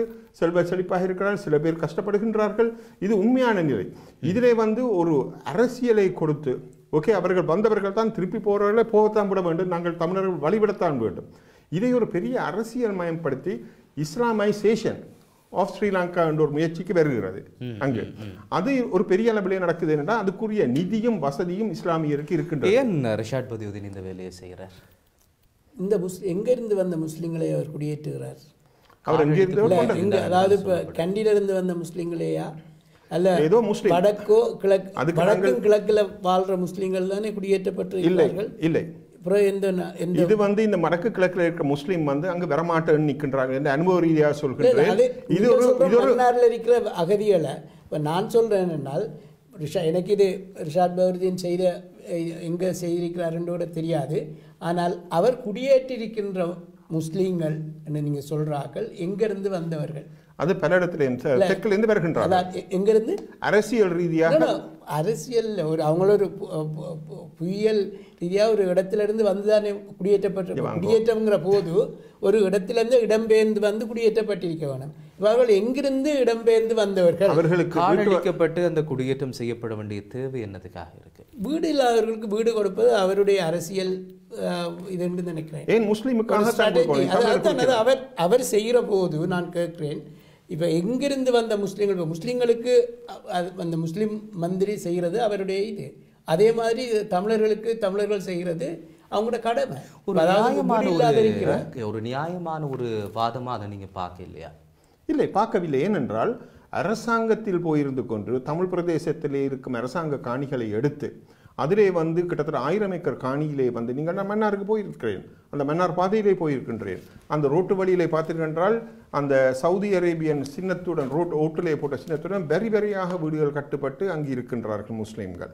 அது வந்து அண்மை காலத்திலே குடியேறினது. இப்பொழுது பார்த்தீர்கள் நாவற்குடியிலே இருந்த சிங்கள குடியேற்றம் கலைக்கப்பட்டது புலிகளால். வந்தபோது அந்த சிங்கள மக்கள் தானா திரும்பி வந்தார்கள்? புது குடியேற்றங்கள், புது மக்கள் தான், அதாவது அங்கு இல்லாத மக்கள் தான் வந்து அங்கு இருக்கிறார்கள். நான் நாவற்குடியில் பிரதேசத்தில் தான் எனது வீடும் இருக்கின்றது. அப்போது அங்கு நடக்கிறது வந்து மிக ஒரு உண்மையில் ஒரு நாடகம் மட்டும் நடந்து கொண்டு தான் இருக்கின்றது. அதுக்காக அதே மாதிரி வந்து இஸ்லாமியருக்கு ஒரு தேவை இருக்கின்றது, தமது மதத்தை பரப்புவது. பெருமளவிலே நிதி வசதி இருக்கின்றது, அவர்கள் பரப்புகின்றார்கள். அது ஒரு பக்கம் இருக்க, நாங்கள் ஒரு சிறுபான்மையாக இருக்கின்றோம். இரு இனங்களுக்கு இடையிலே ஒரு ஒற்றுமை வேணும். சில அடிப்படையிலே நாங்கள் ஒரு ஒற்றுமை வேண்டும். ஒருவர் இரண்டு இனங்கள் என்று யாரை சொல்றேன்? இனம் என்று சொல்லிக்க நான் முஸ்லீம்ஸே ஒரு இனம் என்று தான் பார்க்கின்றார். தாங்களே ஒரு மத ரீதியாக இனம் என்று காட்டிக்கொள்கிறார்கள். அந்த அளவிலே வந்து 2 இனங்களும் வந்து நாங்கள் ஒற்றுமைப்பட வேண்டிய தேவை இருக்க. சிறுபான்மை இனம் என்ற அளவிலே வந்து நமக்கு இடையே வந்து ஒரு ஒற்றுமை பெற வேண்டும். நாங்கள் உண்மையிலே இஸ்லாமியருக்கு மேலே ஏறி மிதித்து அவர்கள் காணியை போய் பறிச்செடுக்கின்றோமா? இல்லை. ஒரு அன்பர் வந்து சொன்னார், புலிகள் வந்து ஒரு உண்மையில் வந்து ஒரு விதம் குற்றம் செய்யாத மாதிரி. உண்மையிலே புலிகள் தவறு செய்திருக்கிறார்கள், புலிகள் கொலை செய்திருக்கின்றார்கள். அதே நேரத்தில் தொடர்ந்து இஸ்லாமியரும் கொலை செய்திருக்கின்றார்கள். தொடர்ந்து பேசிக்கொள்ள போன்றோம் ஜெயதேவன். நாங்கள் ஒரு இடைவேளையை தொடர்ந்து செய்திகளுக்கு பால் தொடரும். நீங்கள் உங்களுடைய கேள்விகளும் கருத்துக்களோடும் இணைந்து கொள்ளுங்கள். நேர அதிகரிப்போடு தொடர்ந்து கொண்டிருக்கின்றது செய்திகளுக்கு பால் என்றும் நிறைவடைய போகிறது. எனவே சுருக்கமாக ஜெயதேவன் உங்கள்கிட்ட தான் கேட்கணும், கட்டாய மதமாற்றம் என்பதன் வரைவிலக்கணம் என்ன? இதை நானும் கேட்க இருந்தேன். ஆமாம், அது நடக்கிற நடைமுறையை வைத்துக்கொண்டு சொல்லக்கூடியது என்னவென்றால், அங்கு நலிவுற்று இருக்கும் அந்த மக்களுக்கு அந்த பொருளாதார வசதிகளை செய்து கொடுத்து அவர்கள் இருக்கும் நிதி வசதிகளை வைத்துக்கொண்டு அவர்களுக்கு அந்த உதவிகள் செய்வதன் மூலம் மதத்தை மாற்றுகின்றார்கள். அப்போ அந்த மதம் ஒரு இந்து மதம் செய்யாத வேலையை இஸ்லாமிய மதம் செய்ய போகும் பொழுது அந்த மதத்திலிருந்து மாறுகின்றார்கள். இது ஒரு தன்மை. ஏன் செய்யக்கூடாது என்றால் இஸ்லாம் மதத்துக்கு செய்வதற்கு அந்த தன்மைகள் இருக்கின்றன. நாங்கள் பலவீனமாக இருக்கிறபடியாக தான் அது நடக்கின்றது. ஆனால் அதே நேரத்தில் கட்டாயமான பகுதி எங்கே இனியில் நெருக்கமான பகுதி எங்கே வருது என்றால், கஷ்டப்படும் இந்த மக்கள் முஸ்லீம்கள் வியாபாரத்திலே முன்னுக்கு நிற்கின்றார்கள். அவர்களுக்கு பொருளாதார முயற்சிகள் இருக்கின்றது. அங்கு பெண்கள் வேலைக்கு போகும் பொழுது அவர்களை ஒரு சிறு பகுதி தான், அவர்களே ஒரு சிறிய அளவிலே அந்த அவர்களுக்கு பிள்ளைகளை கொடுத்து மதத்தை மாற்றும் தன்மை ஒன்று இருக்கின்றது. மற்றது இன்னொன்று, அண்மையிலே நீங்கள் செய்திகள் படித்திருப்பீர்கள், சில முஸ்லீம் வியாபார ஸ்தாபனங்களிலே, அதாவது ரெஸ்டாரண்ட் வழியில் சாப்பாடுகளிலே கூட சில நஞ்சுகளை போட்டு கொடுக்கின்றார்கள். இந்த இந்துக்கள் போகும்பொழுது இனம் கண்டு கொண்டு கொடுப்பதான இல்லை. இப்போ நீங்கள் தொடர்ந்து 2-3 குற்றச்சாட்டுகளை வைக்கிறீங்க. அதில் குறிப்பாக பெண்கள் தொடர்பான குற்றச்சாட்டை முன்வைக்கிறீங்க. இது சார்ந்த ஆதாரங்கள், வழக்குகள் ஏதாவது வந்திருக்கா? உண்மையிலே அந்த வழக்குகள் வருவதற்கு உண்மையில அங்கே இருக்கும் நிலைமைகளை பார்க்க வேண்டும். கிழக்கு மாகாணத்தில் இருக்கும் நிலைமையை பேசிக்கொண்டே இருக்க முடியாதானே? பூனைக்கு மணி கட்டுவது யார் என்றது ஒரு பிரச்சனை. செய்ய வேண்டும் என்று நீங்க நினைக்கிறீங்க. இதுக்கு என்ன தீர்வு? அதுக்கு அரசு ஒரு தலைமை வேண்டும். எங்களுக்கு ஒரு கட்டுக்கோப்பு தலைமை இருக்கே. தமிழ் தேசிய கூட்டமைப்பு இருக்கின்றது. தமிழ் தேசிய மக்கள் அது கதையளவிலே இருக்கே, பேரளவிலே தான் இருக்கின்றார்கள் ஒழிய அவர்களே செயல்பாட்டு வீரர்கள் இல்லை. நமக்கு நாங்கள் ஒரு கட்டுக்கோப்பான சமூகம் இல்லை. இஸ்லாமியர் போலவோ கிறிஸ்தவர்களை போலவோ ஒரு கட்டுக்கோப்பான சமூகம். அப்ப முஸ்லிம்களுக்கான தலைமைகள் ஒரு கட்டுக்கோப்போடு அவர்கள் இருக்கின்றார்கள். அவர்களுக்கு நிதி வசம் இந்த கேள்வி அவர்கிட்ட கேட்கலாம்னு நினைக்கிறேன். நீங்க அப்படியா பாக்குறீங்க? நிச்சயமாக இல்லை, நிச்சயமா இல்லை. கட்டுக்கோப்பான தலைமை முஸ்லிம்களிடம்தான் தலைமைகளுக்குள்ளால் நிறைய பிளவுகள் இருக்கின்றது. இப்பொழுது நீங்கள் பார்ப்பீங்கள், இதுவரையிலேயும் டிஎன்ஏ சரியான முறையில் உடைபடவில்லை. அது ஒரு பலமான கட்சியாகத்தான் இயங்கி வருகிறது. ஆனால் முஸ்லீம் காங்கிரஸ் தொடங்கிய காலத்திலிருந்து இப்பொழுது கடைசி நான் நினைக்கிறேன் ஒரு 4 பிரிவுகளாவது இருக்கின்றன.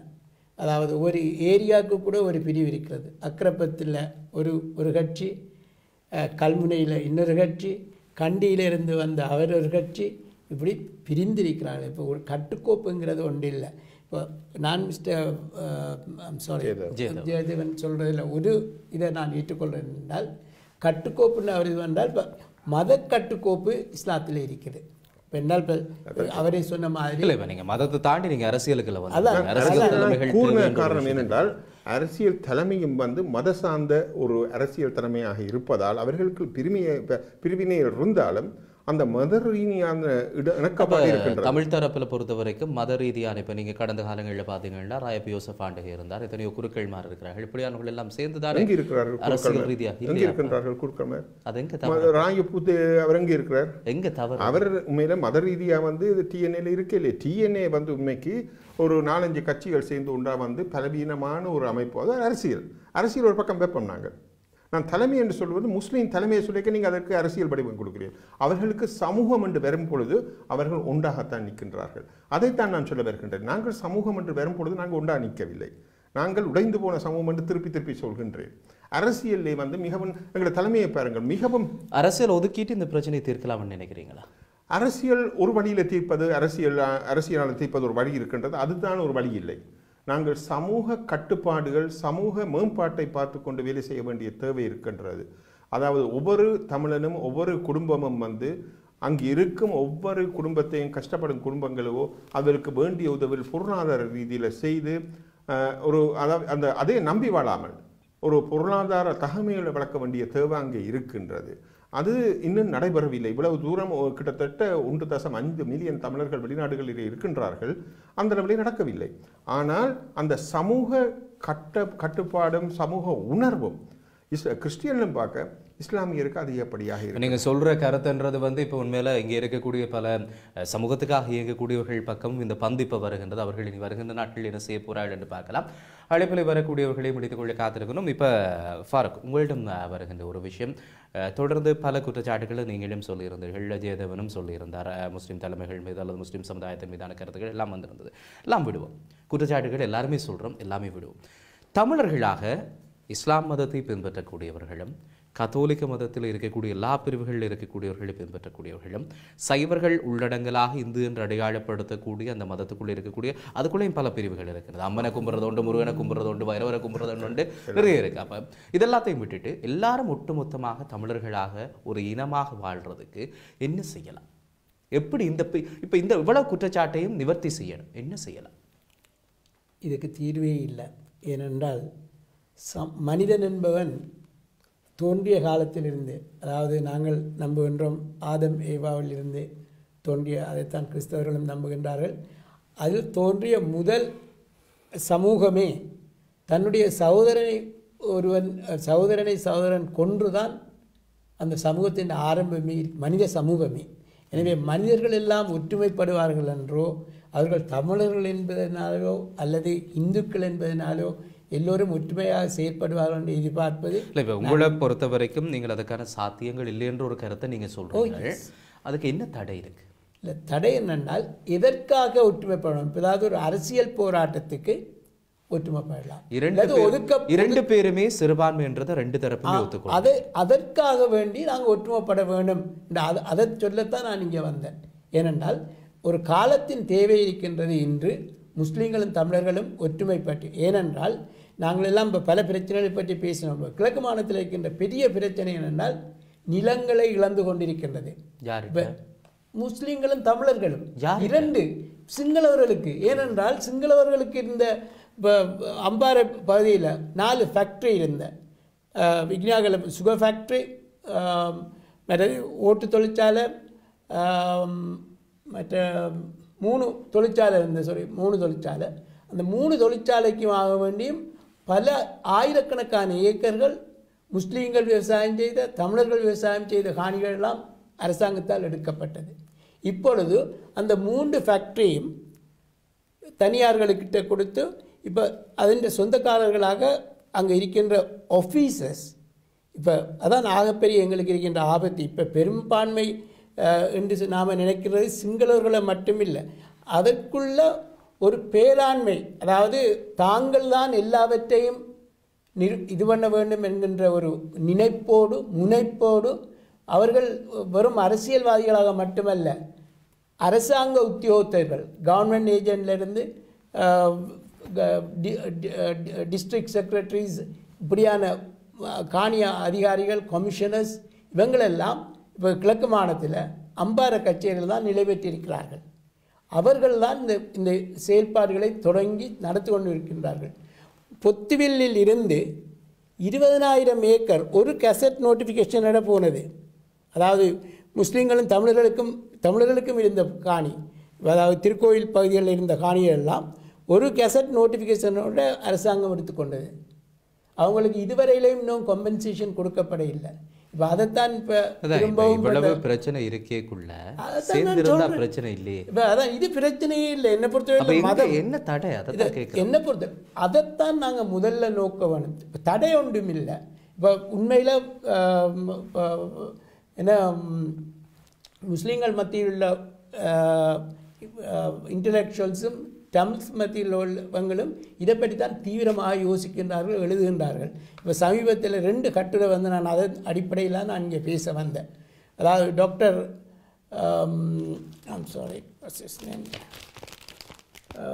டாக்டர் அமீர் அலி என்று, அவர் காத்தாங்குடி மட்டக்களப்பை தான் சேர்ந்தவர், இப்போ ஆஸ்திரேலியா பல்கலைக்கழகத்தில் இருக்கிறவர். அவர் சமீபத்தில் ஒரு கட்டுரை ஒன்று எழுந்தார், தமிழர் முஸ்லீம் அரசியல் ஐக்கியம் காலத்தின் கட்டாயம். இதே தொனியில் எங்களுடைய சமுத்திரன், அதாவது சண்முகரட்னம், டாக்டர் நோவேயில் இருக்கிறார், அவரும் ஒரு கட்டுரை ஒன்று எழுதியிருந்தார் இதே தொனியில் இதே விடயங்களை சொல்லி.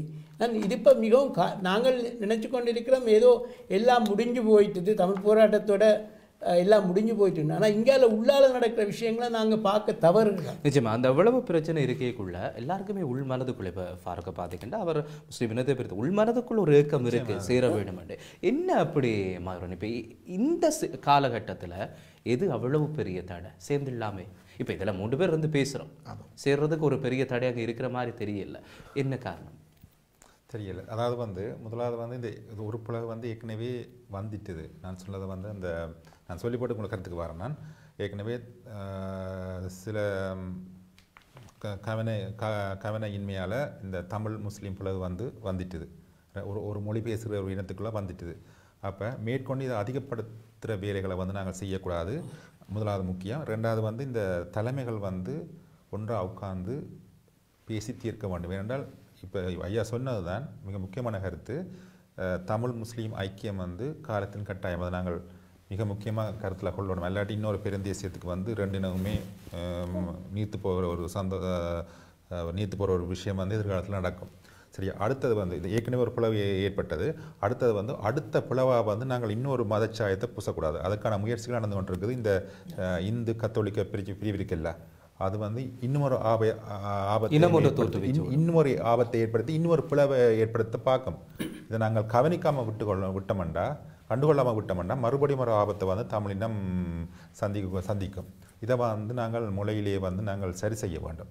எனவே வந்து இந்த மதவாத சக்திகளுக்கு வந்து தமிழ் தேசியத்தை பொறுத்த வரைக்கும் இடம் கொடுக்காமல் ஒரு ஐக்கியத்தோடு போவது சரியா இருக்கும்னு நான் நினைக்கிறேன். மதம் மீது மதம் வராமல் இருந்துட்டால் நிறைய பிரச்சனை இருக்காது. அழைப்பில் அது மட்டுமில்லை, தேசியத்துக்குள்ள மதத்தை கலக்காமல் இருக்கிறது நல்லது. அழைப்பில் இருக்கக்கூடிய உறவை இணைத்துக் கொள்ளலாம். வணக்கம். வணக்கம். வணக்கம். யார் கதைக்கிறீர்கள்? நான் லண்டன்லேருந்து ஜோகன் கதைக்கிறேன். ஜோகன் சொல்லுங்க ஐயா. நான் இதுல கதைக்கிறேன்னா நாங்க முஸ்லீம் தமிழ் எல்லாரும் உண்டாயிருந்த நாங்கள் கிறிஸ்டியன் எங்களுக்கு ஒரு விதமான பிரச்சனையும் இல்லை. எங்களுக்கு இப்ப ஜெகதேவன் என்றால் இதுல இருந்து கதைக்கிறேன். இவர் எங்கிட்ட போராட்டத்தை ஒரு கொச்சப்படுத்தினாள் இந்த லண்டன்ல இருந்து. இப்ப நீங்க இந்த தலைப்புல சொல்றது கொஞ்சம் பொருத்தமா இருக்கும்னு சொல்லி நினைக்கிறேன் ஜோகன். இப்ப இன்றைய தினம் என்னென்றால் நீங்கள் இவர் இப்படியான ஒரு ஆளை நீங்க இதுல கொண்டு நான் ஐபிசியை 20 வருஷமா பாக்குற ஒரு ஆள். நீங்க இந்த ஜெகதேவன் ஆண்டவர் என்கிட்ட போராட்டத்தை முழுமையா கொச்சப்படுத்தின ஒரு விடயம் தான் ஐயா. வார்த்தைகள்ல மதிப்பு என்பது இருக்க வேண்டும் என்று சொன்னால் ஒரு விஷயம், சமுதாயத்தில் வெவ்வேறுபட்டவர்கள் வெவ்வேறு அரசியல் கொள்கைகளோடு இருப்பார்கள், வெவ்வேறுபட்ட பார்வைகளோடு இருப்பார்கள். அவர்களை கொண்டு வந்து உங்களுடைய மக்கள் முன்னிலையில் இருக்கக்கூடியவர்களுக்கு கொண்டு வருவது என்பது பொருத்தமாக இருக்கும். இங்கே வந்திருக்கக்கூடிய அதிதிகளை ஒரு தனிப்பட்ட ரீதியாக தாக்குவதற்கான தடத்தினை நாங்கள் கொடுக்க முடியாது. உங்களுடைய கருத்துக்கள் கேள்விகள் இருந்தால் நீங்கள் அந்த கேள்வியை கொண்டு வந்திருக்கலாம். அழைப்பில் இருக்கக்கூடிய அடுத்த உறவிடம் நாங்கள் சென்று விடுவோம். வணக்கம். ஹலோ வணக்கம். நான் வேலாயுதம் பேர்மிங்கத்திலிருந்து காய்க்கிறேன். சொல்லுங்க ஐயா. திரு ஜெயபாலன் அவர்கள் சொன்ன கருத்தை வந்து நான் ஏற்றுக்கொள்றேன். அதாவது இது வந்து இஸ்லாமிய நண்பர்களுக்கு எதிரான குற்றச்சாட்டு கிடையாது. இது வந்து உண்மையிலே எங்கட மக்களுக்கு எதிரான குற்றச்சாட்டுன்னு கூட சொல்லலாம். அதாவது இஸ்லாமிய மக்கள் வந்து சாதாரண குடிமகன்ல இருந்து அரசியல்வாதி வரைக்கும் அவை வந்து தங்களோட சமூகத்துக்கு என்ன செய்யலாம்னு தான் நடுவில் யோசிச்சு கொண்டிருக்கணும். நாங்கள் கிழக்கு மாநிலத்தில் எல்லாம் வேலை செய்யறாங்க. அப்போ ஒரு சாதாரண நாள் என்ன ஒரு பாடசாலையை கூட்டிக் கொண்டு போறார், ஒரு முஸ்லீம் பாடசாலை ஒன்று கூட்டிக் கொண்டு போறார். அங்கத்தை நிலைமையை காட்டுறார். உங்களால் ஏதாவது இந்த பாடசாலைக்கு உதவி செய்யுங்கன்னு சொல்றார். ஃபைசல் காசிம் என்ற ஒரு பிரதி அமைச்சர், சுகாதார பிரதி அமைச்சர், அவர் சாய்ந்த மருதன் இடத்துல ஒரு பிரம்மாண்டமான ஒரு வைத்தியசாலையை கட்டி கொண்டிருக்கிறார். எங்கட அரசியல்வாதிகள் சுமந்திரன் அரசாங்கத்தோடு சேர்ந்திருக்கணும். அவையால ஏன் இந்த மாதிரி ஒரு வேலையை செய்யலாமல் இருக்கு. நன்றி. உங்களுடைய இந்த கேள்வியோடு இணைந்து கொண்டதற்காக நன்றி. ஆதங்கம் ஒன்றுதான் அவர் வெளிப்படுத்தி இருக்கிறார் நினைக்கிற தமிழ் தலைமைகள் தொடர்பாக. எதுவன் உங்கள்கிட்ட வாரன் இப்போ காணி அபகரிப்பு நிறுத்தப்பட வேண்டும் என்பதில் மாற்று கருத்து இருக்காது. அது யார் செய்தாலும் சரி, ஒருவருக்கு உரிமையான காணி என்பது அது யாருமே அபகரிக்கக்கூடாது. அது எல்லாருமே ஏற்றுக்கொள்கிற விஷயம். கட்டாய மதமாற்றம் என்பதையும் இங்கே வந்திருக்கக்கூடிய நீங்கள் யாருமே ஏற்றுக்கொள்ள மாட்டீங்கன்னு நினைக்கிறேன்.